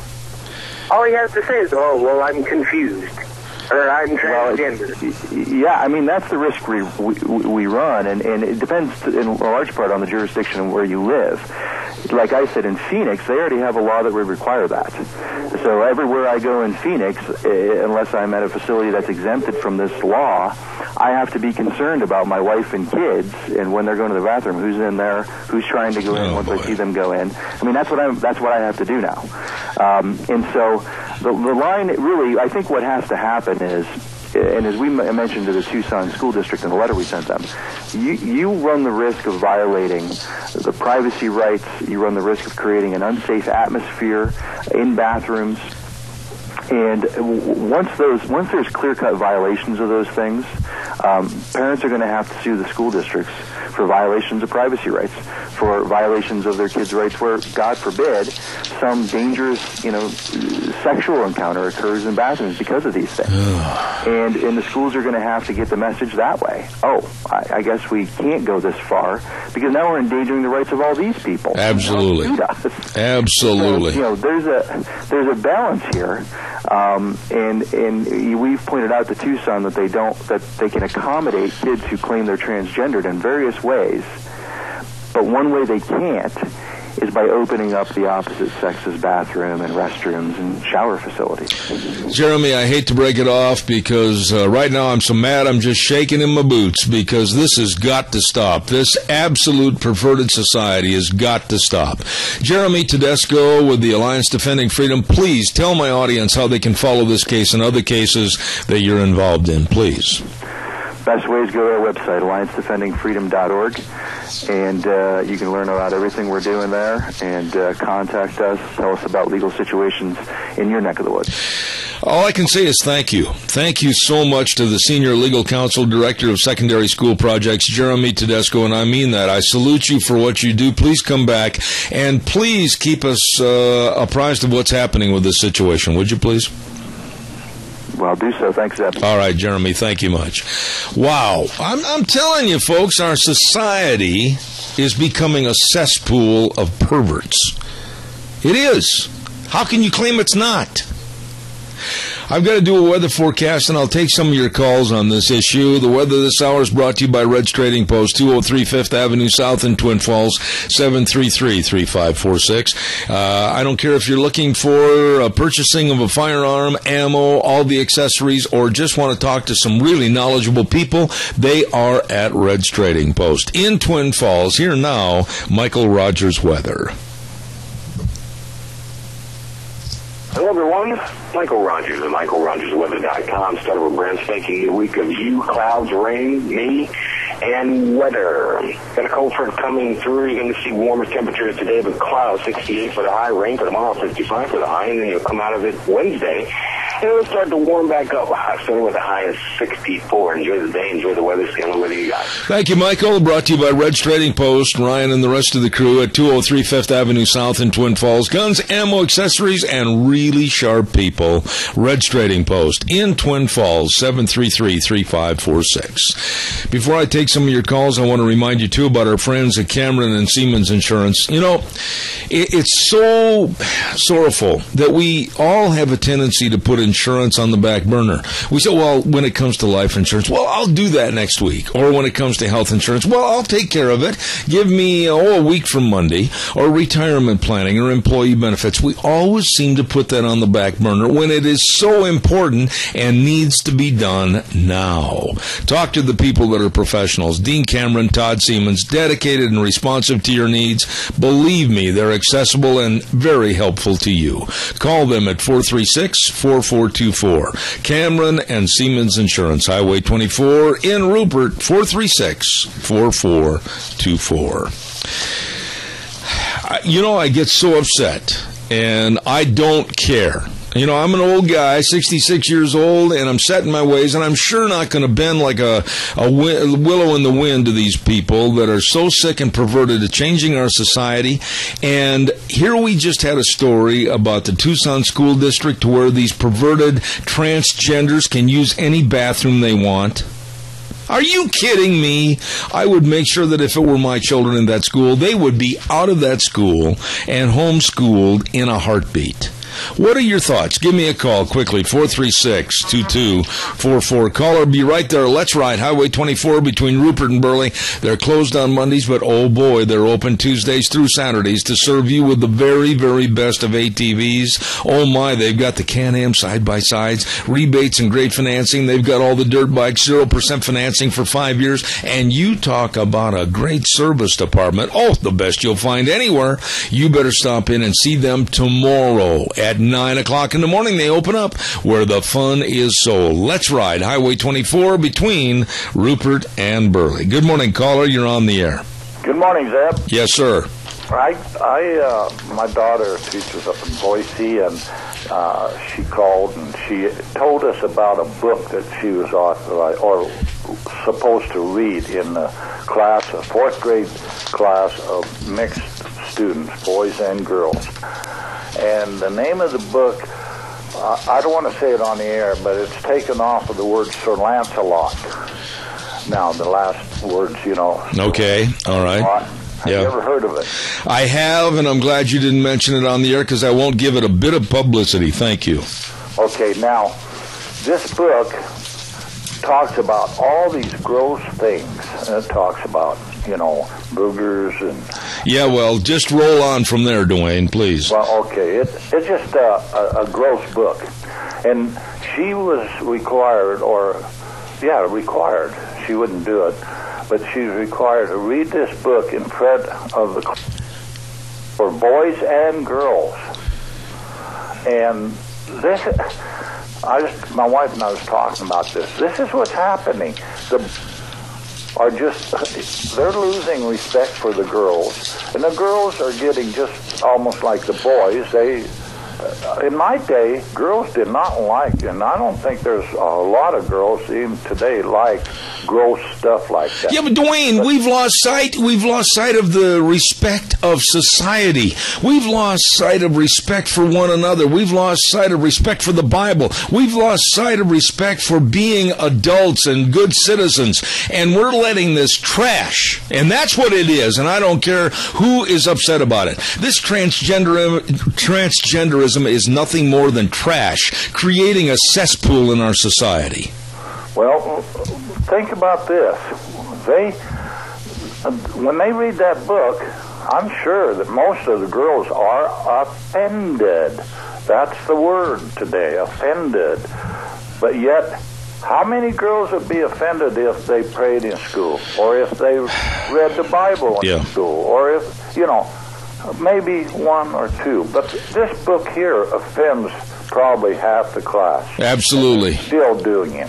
And for this school district down in Arizona, this is not the only one, Dwayne. It's coming around the country. Look out, it's going to hit Idaho. We laugh and say, well, it'll never happen here. Don't kid yourself. It's a major movement. On that. It's what? Last night I had a discussion with a school teacher. Real fast. I've only got a minute left. I told him, I do not like that. He laughed. I know what book you're talking about, and I like it. He says, I thought it was really funny. He says, the kids really think it's funny. So it is here. All right, Dwayne, I appreciate your call as always. Thank you very much. We've got to stand tall and stand firm against these perverted activities going on, not only in our schools, but also our society. Ladies and gentlemen, don't forget Lennox Home Comfort Systems, the very best of qualified home comfort systems from Lennox, gas furnaces, air conditioners, heat pumps, all through our friends at Ramsey Heating and Electric at 2600 Overland Avenue in Burley. Hey, by the way, Chris Jensen, 24 years in law enforcement, wants your vote on May 20th to be the Minidoka County Sheriff. Ethical and honest, experienced and dedicated, and financially accountable. This man says he wants to bring new leadership, a new vision, and a new direction to the Minidoka County Sheriff's Office by seeking the elected office of sheriff. So he says, please elect Chris Jensen for Minidoka County Sheriff on May 20th. Paid for by the citizens for Chris Jensen, Barbara Jensen, Treasurer. We are going to take a little break for about 6 minutes. Real quick, Gina, I have not ignored you at all this morning. Your thoughts on the story that we just had for a half an hour? We got about 30 seconds. Oh, actually, not. Don't worry, I am not bored. I've just been keeping myself busy. And as far as the story, I don't know. Let me gather my thoughts on that. I don't know. Normally, you always chime in and you're ready to go rapid fire with guns blazing. Are you sick this morning or not feeling well? What? Oh, just a little bit of a headache, so I'm going to go take some aspirin and then refocus. You know, I could tell that there was something going on this morning at about 5 minutes to 8 when I called because you were very aloof. Yes, I'm trying to. I just have a bad headache, and so I need to scrounge up some aspirin. So, in other words, you're telling me, being the reason for the bad headache, to shut up and let the news come in here from ABC, right? I didn't say that. You didn't have to. I'll be back in 6. See you, Lynn.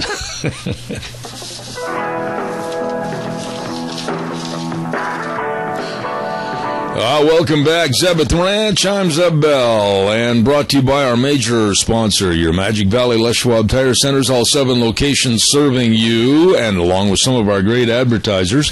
And they include Lease Furniture, Floors, and more at 459 Overland and Burley. And, of course, our friends at Western Way Services. Get on the route service today. Call them. Always at your disposal. Call Kelly and the crew at 734-6969. Hey, by the way, we've got a guest coming up in just a few moments that we want to talk to down in Texas, so stand by. But we first of all want to tell you about the Chadwick Sports Grill. Getting hungry time in the morning. And at noon, I suggest you get on over to the Chadwick Sports Grill, 139 West Main in Burley. They've got a special today, ground round steak with choice of spuds, veggies, and super salad. You'd better not pass this up. That sounds like a He-Man lunch. Chadwick Sports Grill, always with great people, fantastic service, and a menu that'll knock your socks off. Chadwick Sports Grill in Burley. You stop in and see them today. Hey, by the way, on Thursdays, we have a segment called Cassia County School Days, and we'd like to say thanks to both of those sponsors for bringing you that segment. One, of course, is the Child's World in Burley with a spring cleaning sale. Oh, my goodness sakes, they've got all kinds of good things going on at a Child's World. Don't forget, they're ready to serve you at a Child's World in Burley on Overland with this great big spring cleaning sale. 20% off entire purchase. Last week they had 300 or more summer outfits beginning around $10. Man, you can't beat that. So why don't you stop in today? A Child's World in Burley. And then also the Ambulatory Surgery Center continues to be the area's best place for outpatient surgery, saving you hundreds of dollars, plus you receive outstanding friendly care. Don't forget, it's located at 1344 Highland Avenue in Burley, Highland Drive, we should say. And the telephone number to call, 677-8888. All the great colonoscopies, arthroscopic knee surgeries, ear tube surgeries, tonsils, everything at the Ambulatory Surgery Center in Burley. Along with the Child's World, bringing you school days in Cassia County. Let's go to the phone lines right now, and I believe on the line with us we have a young lady that's affiliated with the Extreme Mustang Makeover competition that's going to be in Nampa, Idaho on July 25th and 26th of this summer. Kyla Hogan, good morning. How are you? Good morning. Nice to have you on. Thank you. Nice to have you on the program this morning, Kyla. First and foremost, the headquarters for the Extreme Mustang Makeover, is that down in Georgetown, Texas? Yes, sir. We are actually just east of Georgetown. We got to move into a new facility last year, and we're really enjoying it. This is the first time that the foundation is actually able to have horses on site, so we're enjoying it very much. And just outside of Georgetown. All right. Now, Kyla, tell us, where did this idea having an Extreme Mustang Makeover, where did this idea stem from? And give us a little background as to what it really is. Sure. The foundation was actually put together in 2001, and they did some work here and there, but in 2007, the Extreme Mustang Makeover was created basically to showcase these wild horses, to add value to them, to show their versatility and trainability, and to remove some of the, I guess, profiling, you could say, of these horses as not useful animals. But we wanted to change that and to show that they are valued equine partners, and that's kind of what the Extreme Mustang Makeover was created for. We also wanted to give people the opportunity to adopt that may not have the capabilities or time to house a wild horse. These horses have had 100 days training, and that's a little easier for some people that want a Mustang but might not have the time or ability to bring a wild horse home. They can come to these events, adopt a horse that's had some training, and continue that training once they bring them home. All right, now let's go right to the basics. Basically, and if I say something wrong here, tell me and correct me. But the trainers that are going to be part of this Extreme Mustang Makeover that's going to take place in Nampa, Idaho on July 25th and 26th, they pick the horses up, and then they have 100 days to break and train these Mustangs. And what are some of the classes, what are some of the competitions that they're going to be judged at during this makeover? Sure. At the makeover, there will be 3 preliminary classes. One is a basic maneuver class, similar to reining, but much more simplified.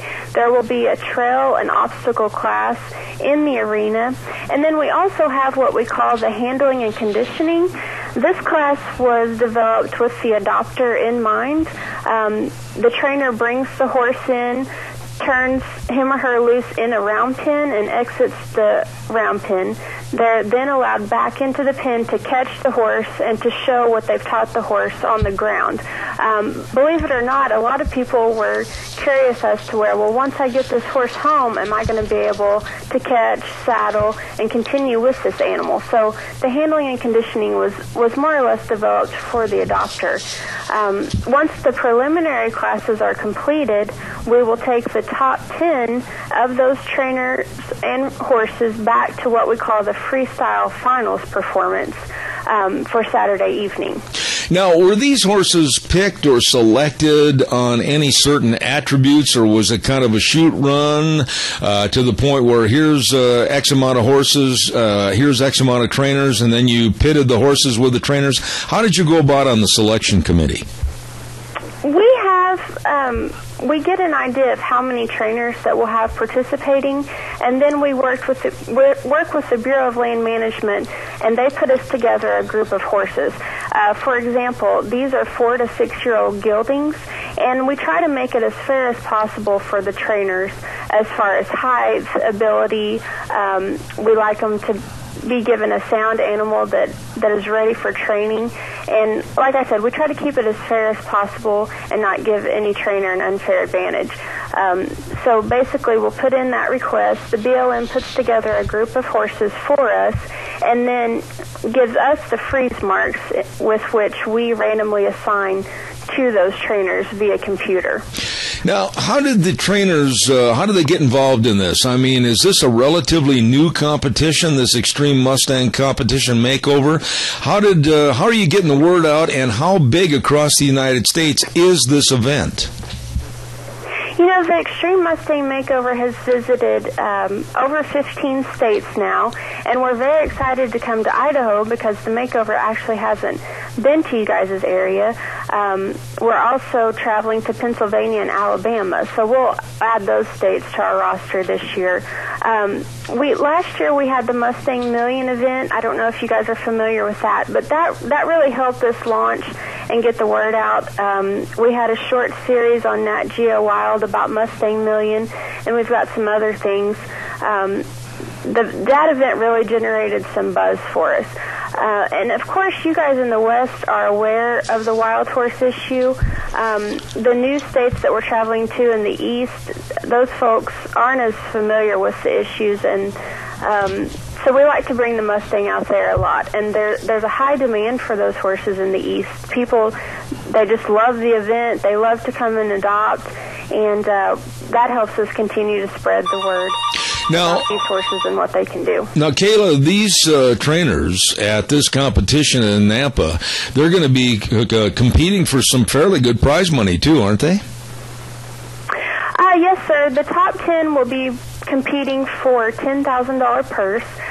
Something I haven't mentioned and new to the Extreme Mustang Makeovers this year is a youth division. Mm-hmm. We have 9 youth that are going to be competing also with Mustang yearlings, and they'll be competing for a $3,000 purse. Now, I just happened last week, and it was kind of odd. I hauled some of my horses over to the vets for their spring worming, and I ran into one of the trainers with a horse called Raven that she had at the vets that day, Dana Lavelle from over north of the river here in Magic Valley, and I had a chance to visit with her, and boy, she is really excited. And what really impressed me was she only had that horse for a small amount of days, and... Are we still on the air, or are we off? No, we're on the air. I just got told we were cut off.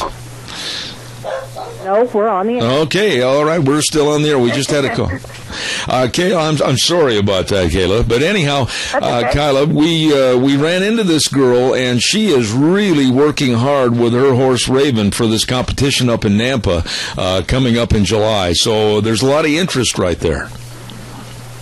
Yes, we couldn't do it without these trainers. When they sign up for this competition, they devote a lot of time and energy into these horses for the next 100 days. Before we came to work for the foundation, my husband actually competed in the Extreme Mustang Makeovers, and I remember what it's like. From the day we picked the horse up through the show, we were busy trying to prepare him or her for as much as we could before we took them to the event, and we wanted to prepare them the best we could for a new home. So we really appreciate them. Our trainers are very excited. They're passionate about these horses. And like I said, we couldn't do these events without them. Now, tell us a little bit about the last day. What happens after that? Are these horses going to be sold to the highest bidder? Are they going to be auctioned off? Are they going to be taken by people that want to adopt them? What happens then? Yes, sir. Saturday evening, we will have the top 10 freestyle performance, like I mentioned earlier. Mm-hmm. And immediately following the freestyle, all of the competing adult horses will be available for adoption. Now, the youth competitors adopted their horses up front, so they won't be a part of the adoption, but these 4- and 5-year-old geldings will be. Now, the adoption is ran much like your local country horse sale. The horses will be brought in, hip number order, and the highest bidder is awarded the horse. Now, you do have to be an approved adopter to be assigned a bidder's number, and the Bureau of Land Management will be on site all weekend to help you with that and get you approved for adoption. All right. Now, tell me this also, if you would, Kyla. What about the show at Nampa? What's going to happen up there? What time does it start? And the location of the Extreme Mustang Makeover? Sure. We're going to be at the Ford, Idaho Horse Park, and we're very excited about visiting there. I've heard it's a really nice facility. We'll get started with competition early Friday morning, about 8 a.m., and the preliminary classes will run all day Friday. Now, Friday evening, the youth are going to get to show what they've trained their horse in their freestyle, which will begin about 7 p.m., and then Saturday, we will wrap up the adult competition with the last preliminary class early that morning, about 9 a.m. We'll announce the finalists just after lunch, and then Saturday evening, beginning at 6, we'll start right into the freestyle finals. And I invite everybody to come out and watch that. We definitely like to appeal to adopters for these horses, but the freestyle finals has something for everyone. You definitely don't have to be a horse person to enjoy the top 10 finals. These people basically get to do a routine that they've choreographed to music, to props. They'll have obstacles that they've designed and put together for their particular horse. And they basically get 3.5 minutes to show the crowd and the judges what they've been working on the last 100 days with these horses. So we just would encourage everyone to come out. The preliminary competition is free to the public. The only ticketed performance is that Saturday evening performance, and tickets are $15 for that. So. Well, it sounds like it's quite an event, and I am very, very interested. I can't wait to see it, and it's going to be up at the Ford Horse Park in Nampa on July 25th and 26th, and Kyla will probably see you there, so thank you so much for being on the program this morning. Thanks for having me this morning. All right, and we'll maybe get you back on the air prior to the event and do it again, okay? That would be perfect. All right. Thank you very much. Kyla Hogan with the Extreme Mustang Makeover that's going to be held in Nampa up on July 25th and 26th. Deanne has been monitoring the program, and she's had quite a few calls, and we've had some interruptions with some weather blurps, and we'll go to Gina and see if we're still on or off or if we need to redial. We've had some people say we've been going in and out, and so that's why I thought I'd better check. No, we're still on the air. Okay. Well, then we'll just keep plugging away and tell everybody about that Extreme Mustang Makeover in Nampa coming up on July 25th and 26th. Okay, let's pay some bills here real quick, and we want to remind everybody about Vicky's Country Garden. My goodness sakes, every Thursday at 9:12 we have the lovely Vicky on, and she's located at 185 South, 600 West of Paul. Don't forget all your gardening needs. I don't care what you need, all the onion plants and the seeds and the peas and the broccoli and the spinach and everything else and all the dormant oil, and everything is available right there at Vicky's Country Gardens. And don't forget, too, the Mother's Day baskets. Mother's Day is this weekend, and you'd better get your basket ordered now. And she's got a lot of baskets already hanging in the showroom, so stop over and see Vicky at Vicky's Country Gardens, 185 South, 600 West of Paul. Number to call, 438-5663. Well, you know, you can't blame the people for calling, though, Gina. They said, well, we were having this kind of a beep in, and it cut us off a little bit, and then Deanne would report that to me, so we were just following up on what some... emergency broadcast system. Yep, and that cut us off just for a few moments. Thank you. Let's see, what else have we got? You got anything over there for the next couple of minutes that you want to brag about or complain about or sound off about or whatever? Well, we do have coming up, on the 10th, so this Saturday, Burley Cleanup Day. Mm-hmm. If anybody wants to participate in that, going to have lots of local church groups and other service groups participate in Burley Cleanup Day, so that's going to be this weekend. Of course, if you want more information, you can just get a hold of Doug Manning over at Burley City Hall. Pre-registration is going on right now for all of the school districts. So if you have a little one and you're getting ready to get into school for kindergarten, make sure that you attend the pre-registration day. Of course, make sure that you have your child's birth certificate and an updated immunization card.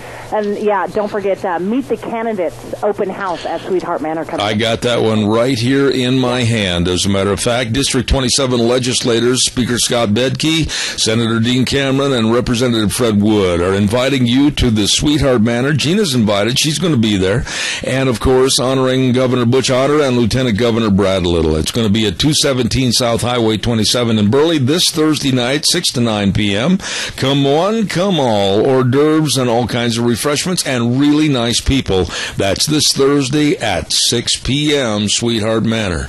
Yeah, so, are you going to be there? Yes, I am. Okay. As a matter of fact. And got to say, big kudos to all of the kiddos over at St. Nicholas Catholic School. They had their jog along on Friday. Their what? Jog along. It's kind of like a fundraiser, and all of the kids go out and get pledges for laps run. Well, how did your boy Kennedy do?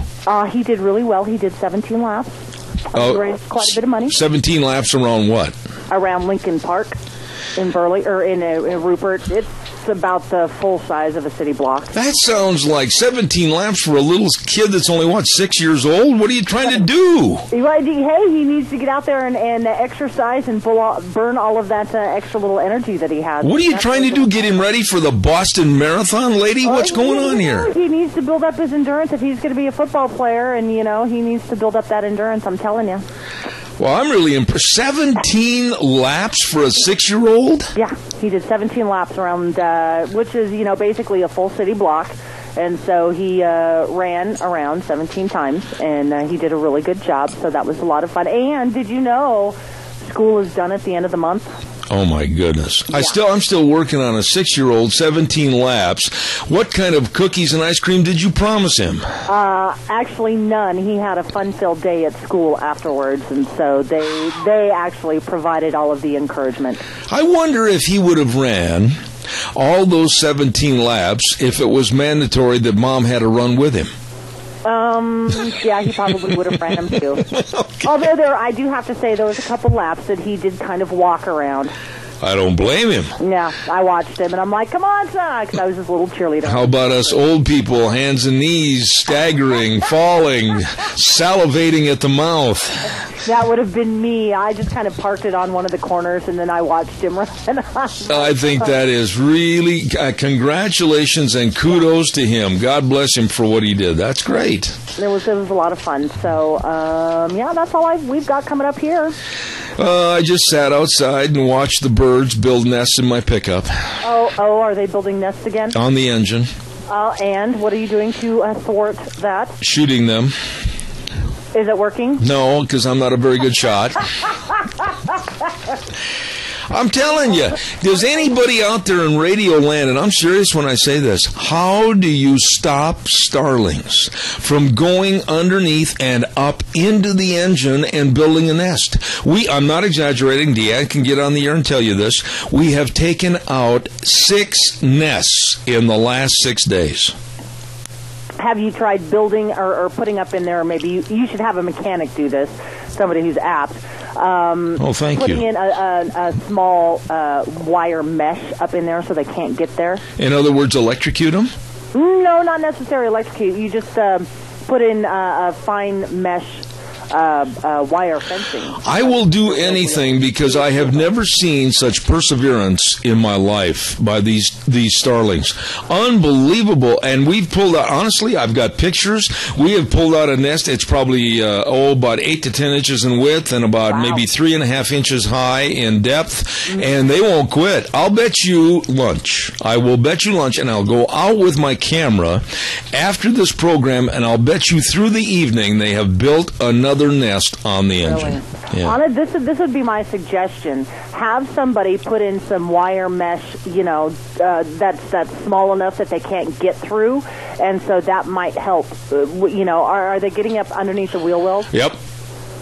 Wire mesh. Okay, and I will say this. Yesterday, and I know the Audubon Society and all the bird lovers are going to cringe, but I don't care. I hate these birds. Okay. Yesterday, both the birds landed less than 35 feet away from where I was outside. They landed on the fence. They were sitting there together. I grabbed my trusty shotgun. I took steady aim. I missed both of those son of a guns. You need to get something that's just about your height when you're sitting down so you can actually rest the gun on it and then shoot at the aim and shoot. They were straight across from me on about the third rail of the fence. There was no way in the world. They must be wearing some kind of armor because I know I hit both of them. I'm just going to say this. I am glad we're not starving because you couldn't hit the broadside of a barn and bring home dinner. You know, I appreciate your kindness and your sweetness. Thank you very much. I got to pay some bills quickly. Let me do the hunting, and then you've got a phone call. All right. Hey, by the way, Mother's Day coming up, and we want to say thanks to Burley Glass 1029, Overland and Burley with Gentle Ben and the crew, and they can give you an estimate on good quality windows. Get rid of those old drafty windows. Get the best. You better believe it. In the warm days, keep the cool in, and the cold days, keep the heat in. Absolutely. They can get you a bid on good vinyl windows today at Burley Glass, 1029 Overland and Burley. That is a great idea for Mother's Day at Burley Glass. And don't forget to KNR Rental, 256 South, 600 West in Hayburn. They've got all the tools you need to get your property in shape for spring and summer. Oh, my goodness sakes, and a wonderful staff, too. Whether you're fixing up the garden or cleaning the house, they've got the right tools for the job. Excuse me. Give them a call at 678-3122. 678-3122. Open Monday through Saturday, 7 to 6. KNR Rental, serving you. Do I have a call, Gina? Yes. A real quick call. We've got exactly 30 seconds. Go fast. Hey, Zeb, you're not the only one who missed birds. I missed them about 50 feet away. But I come to find out I probably need to knock off a couple inches of my barrel and have a shot-off shotgun to get that pattern scattered out. It wouldn't make any difference if I had a cannon or a howitzer. I'd still not a very good shot. Thank you very much for your call. I appreciate it. Those birds are alive and well. Don't worry, Audubon Society. Not a feather was wrinkled. Okay? We're going to be back in 3 minutes. Don't go away. And now, back to Zeb at the Ranch on AM 1230 KVAR. To reach Zeb, call 436-2244 or toll free 1-866-927-4587. And now, here is Zeb Bell. Oh, brother, I've already had calls from Bird Lovers Anonymous. I mean, this is getting ridiculous.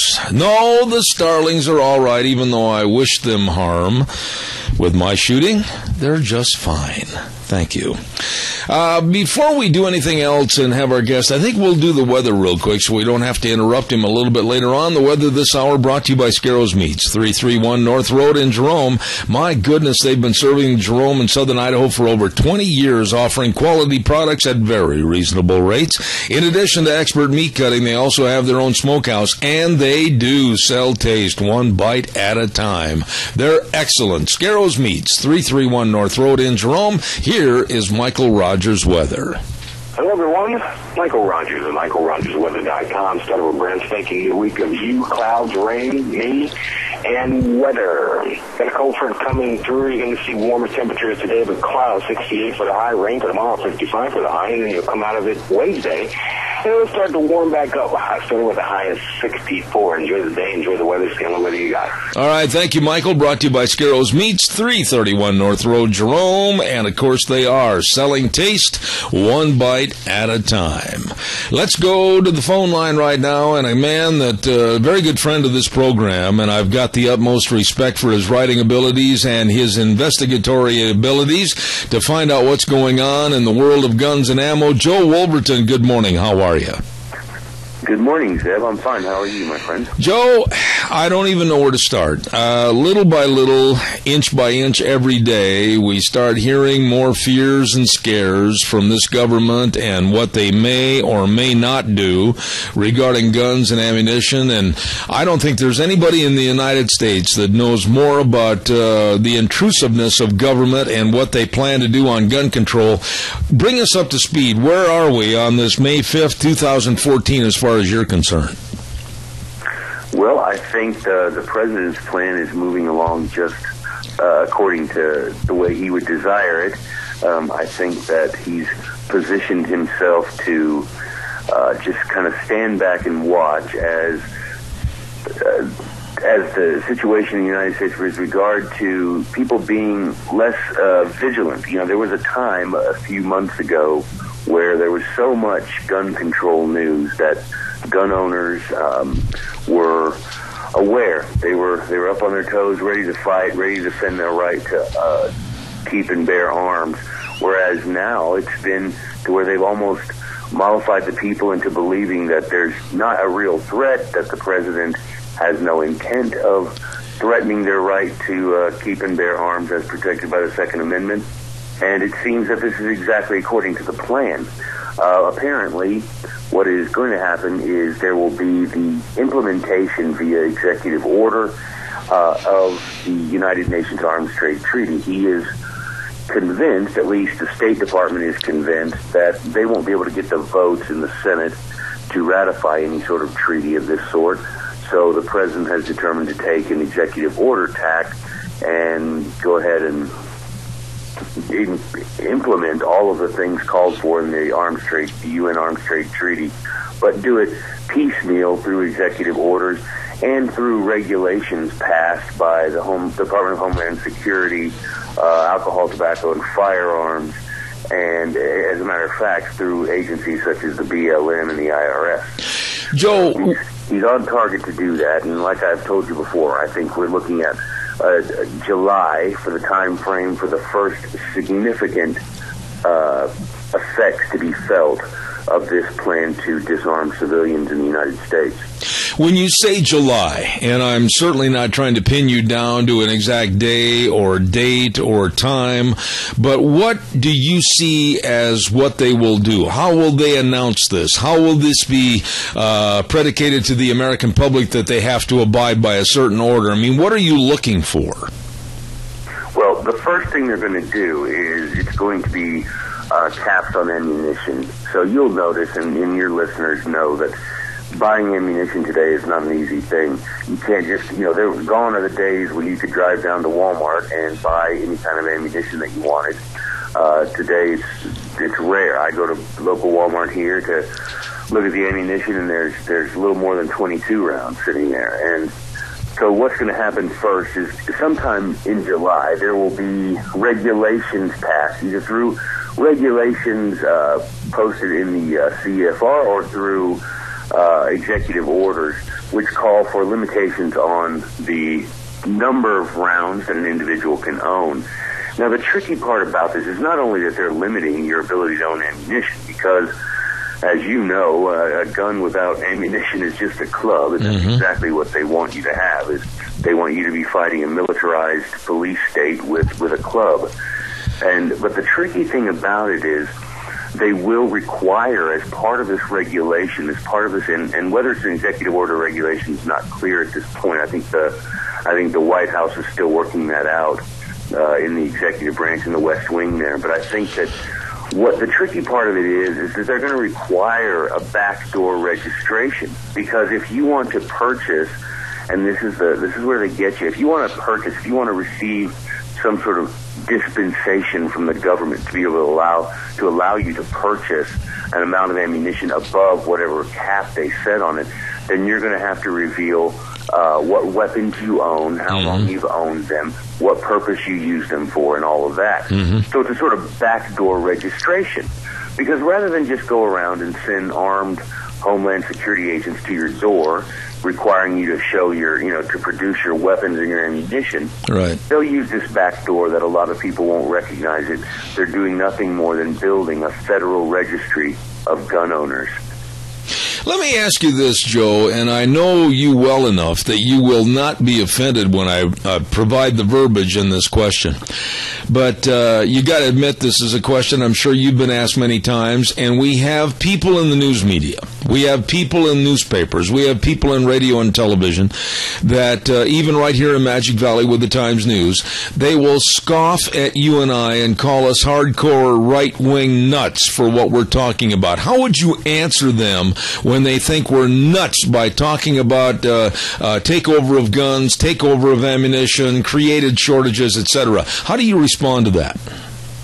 Well, I responded to that at length in an article I wrote last year in the New American, because, yes, you're right, I was getting a lot of that. So I answer it by saying, first of all, I quote Patrick Henry and say, I have but one lamp to guide my feet, and that is history. And so I take a look at the trajectory, not only in America, of gun rights, of how they've been diminished over time, and they've been severely diminished. And then you take a look at other regimes that have set their sights on the disarmament of their civilian population and how they went about it. And I did a point-by-point matchup.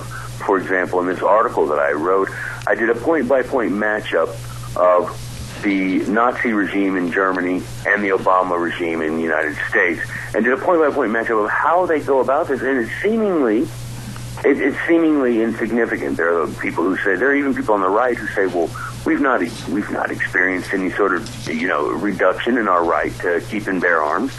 But that isn't true when you compare it over time. I mean, the amount of things we go through now would shock people in the 50s who could just go down and buy a gun. Or if they wanted to sell a gun, they could go to their neighbor and sell a gun. You do that today, you get arrested. I mean, it would shock, though, if we went back in time 50 years ago and brought back somebody and said, here, go buy a gun, they'd be shocked by the amount of regulation and red tape you have to go through. And so we have a short memory as human beings. We don't remember more than a couple of days ago. We can't remember what life was like in the 50s or the 40s.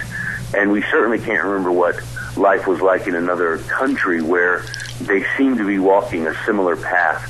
And to me, that's the most telling aspect of all of this. Don't tell me I'm a right-wing extremist and a nut when there are obvious and readily available examples to everyone to demonstrate the path that dictators take when they want to disarm their civilian population. Well, Joe, let me have you at this juncture expound upon former Supreme Court Justice Stevens and his 94-year-old rant about changing the Second Amendment and adding the words that only if you belong to a militia. You know, you said something earlier, and I picked up on the verbiage. You said that we're becoming less vigilant. Are we becoming less vigilant, or are we just giving up? What about the American public? Are they not seeing what's happening?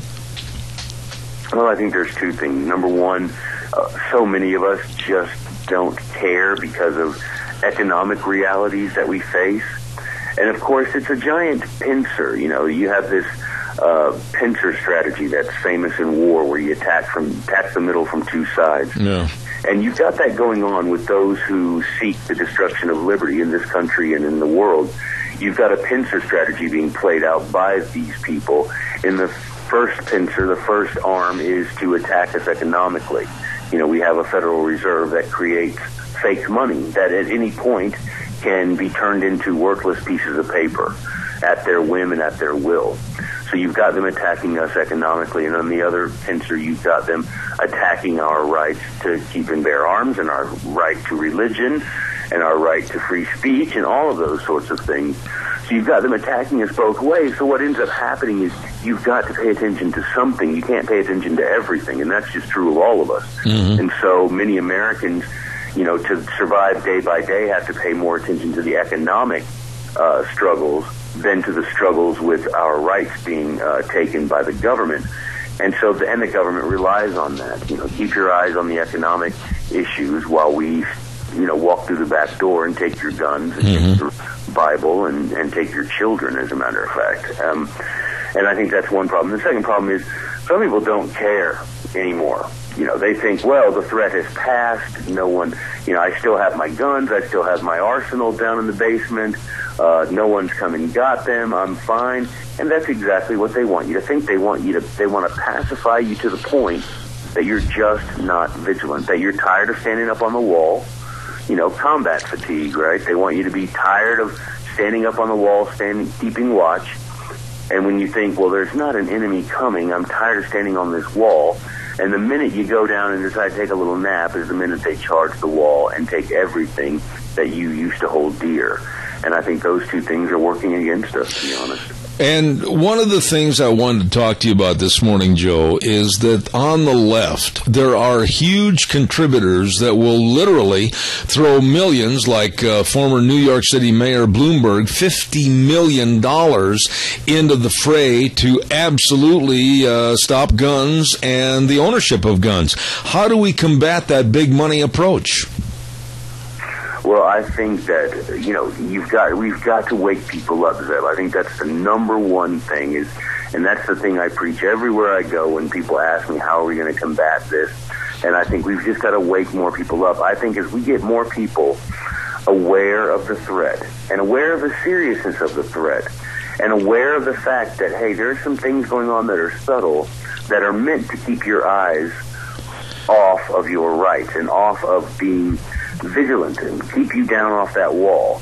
And I think as we wake more people up, we'll realize that we have much more power than we have now, because that 50 million will be insignificant compared to, you know, millions and millions of Americans who stand ready to defend their rights in the same manner that our founding fathers stood ready to defend their rights. We seem to, you know, I hate to say it, it's a phrase that I use in my speeches, we seem to be content with a sort of pansy patriotism these days. You know, we get on Facebook and we say things, and we get on Twitter and we say things, but when the rubber hits the road, so many of us do not display the manly patriotism of our founding fathers, who not only say, give me liberty or give me death, but then do things that would literally cause their death in defense of freedom.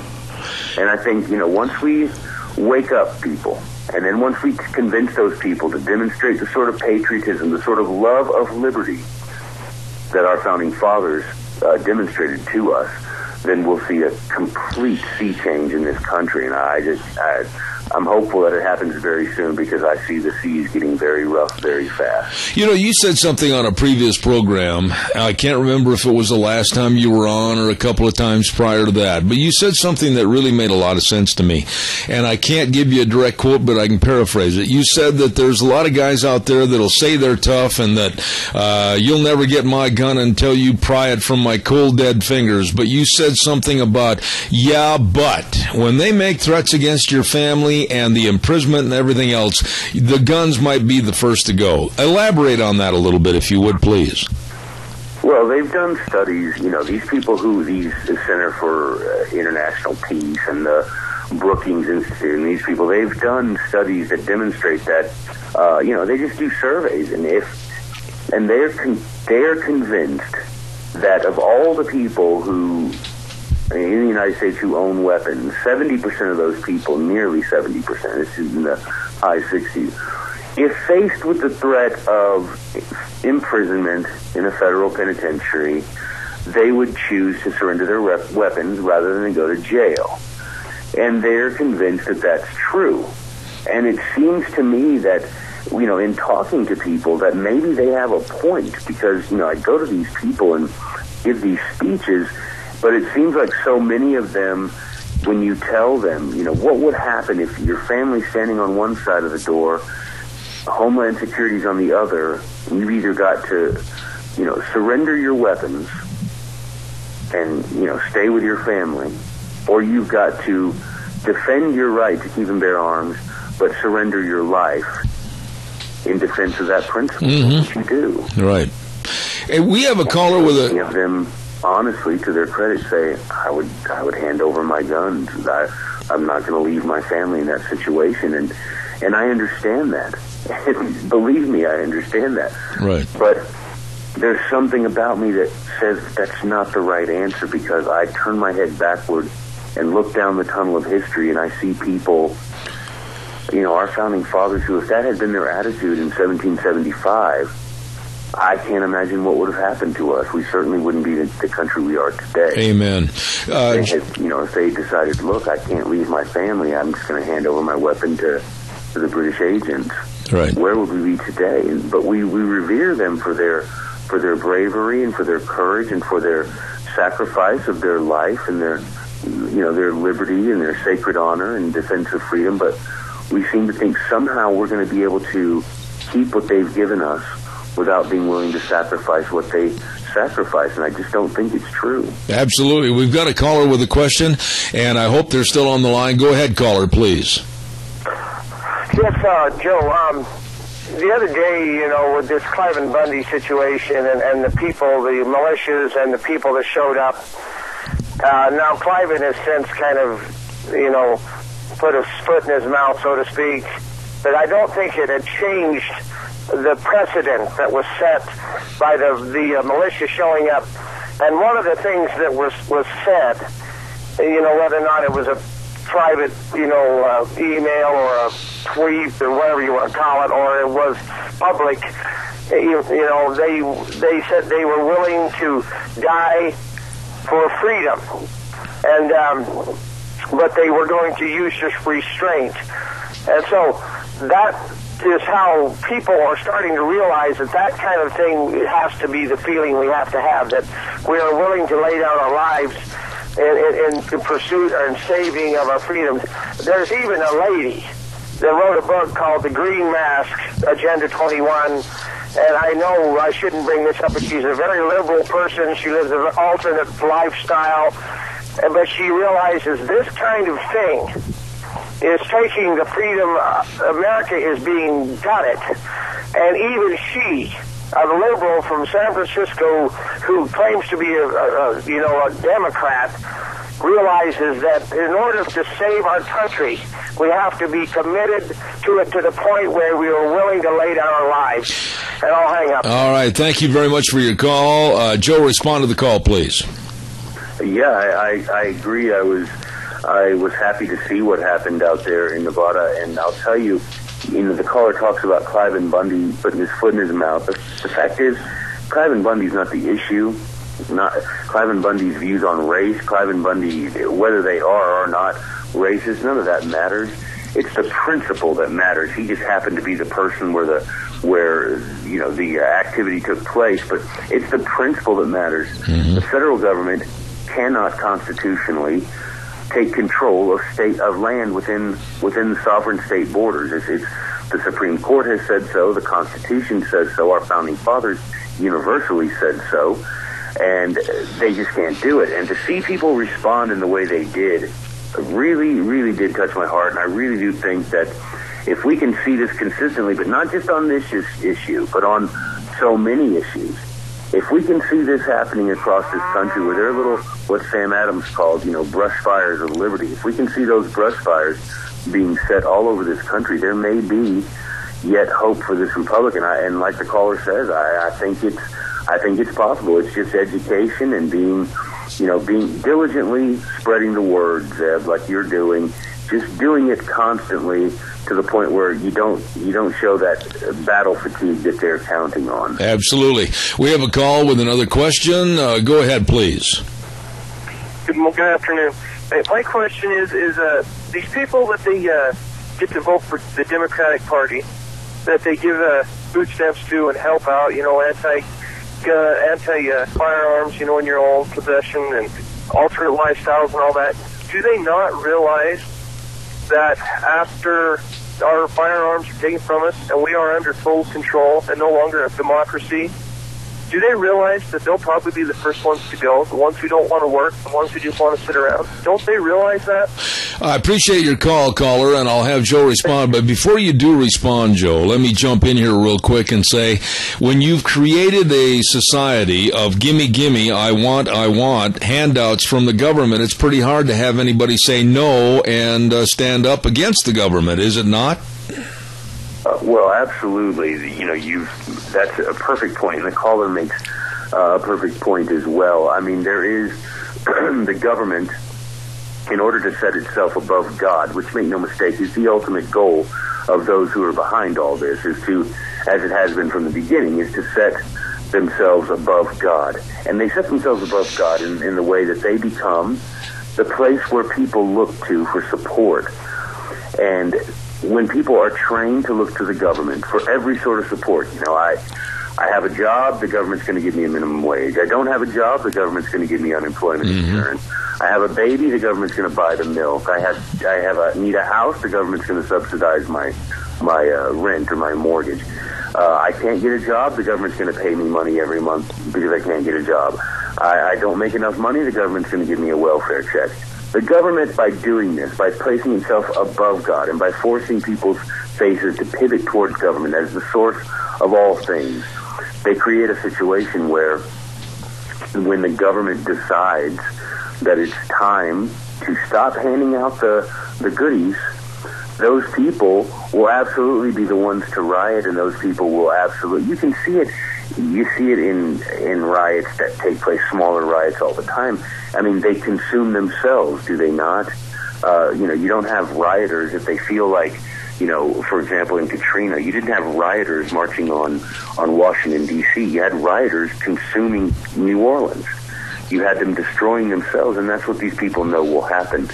And I think not only by creating a sense that government is where you turn for help, places the government above God, but it also turns us away from God in the sense that we turn away from the very being that could demonstrate to us that we're better than we think we are, and we're abler than we think we are, and He really has given us faculties sufficient to take care of ourselves if we're willing to work hard for it. And the government wants us to keep as far away from that as possible, be as dependent as possible, so that in the moment that they see fit, they can take away those benefits, so-called, and make us increasingly dependent upon them. Joe, I just absolutely love having you on the program. I appreciate your viewpoints. I've got a whole bunch of questions that are unanswered because I didn't have time to ask this morning. We ran out of time, but please come back in the not-too-distant future, and God's blessings to you and your family. Joe Wolverton, thanks for being on the program. You too, sir. Thank you. Thank you very much. Very, very interesting gentleman, and one of my favorite guests. He tells it like it is, and I appreciate him. Joe Wolverton from down in Utah. Don't forget your Magic Valley Les Schwab Tire Centers. Oh, boy, best tire value promise in the industry. Free peace of mind tire protection. Whatever the road throws at you, don't worry, from potholes to nails.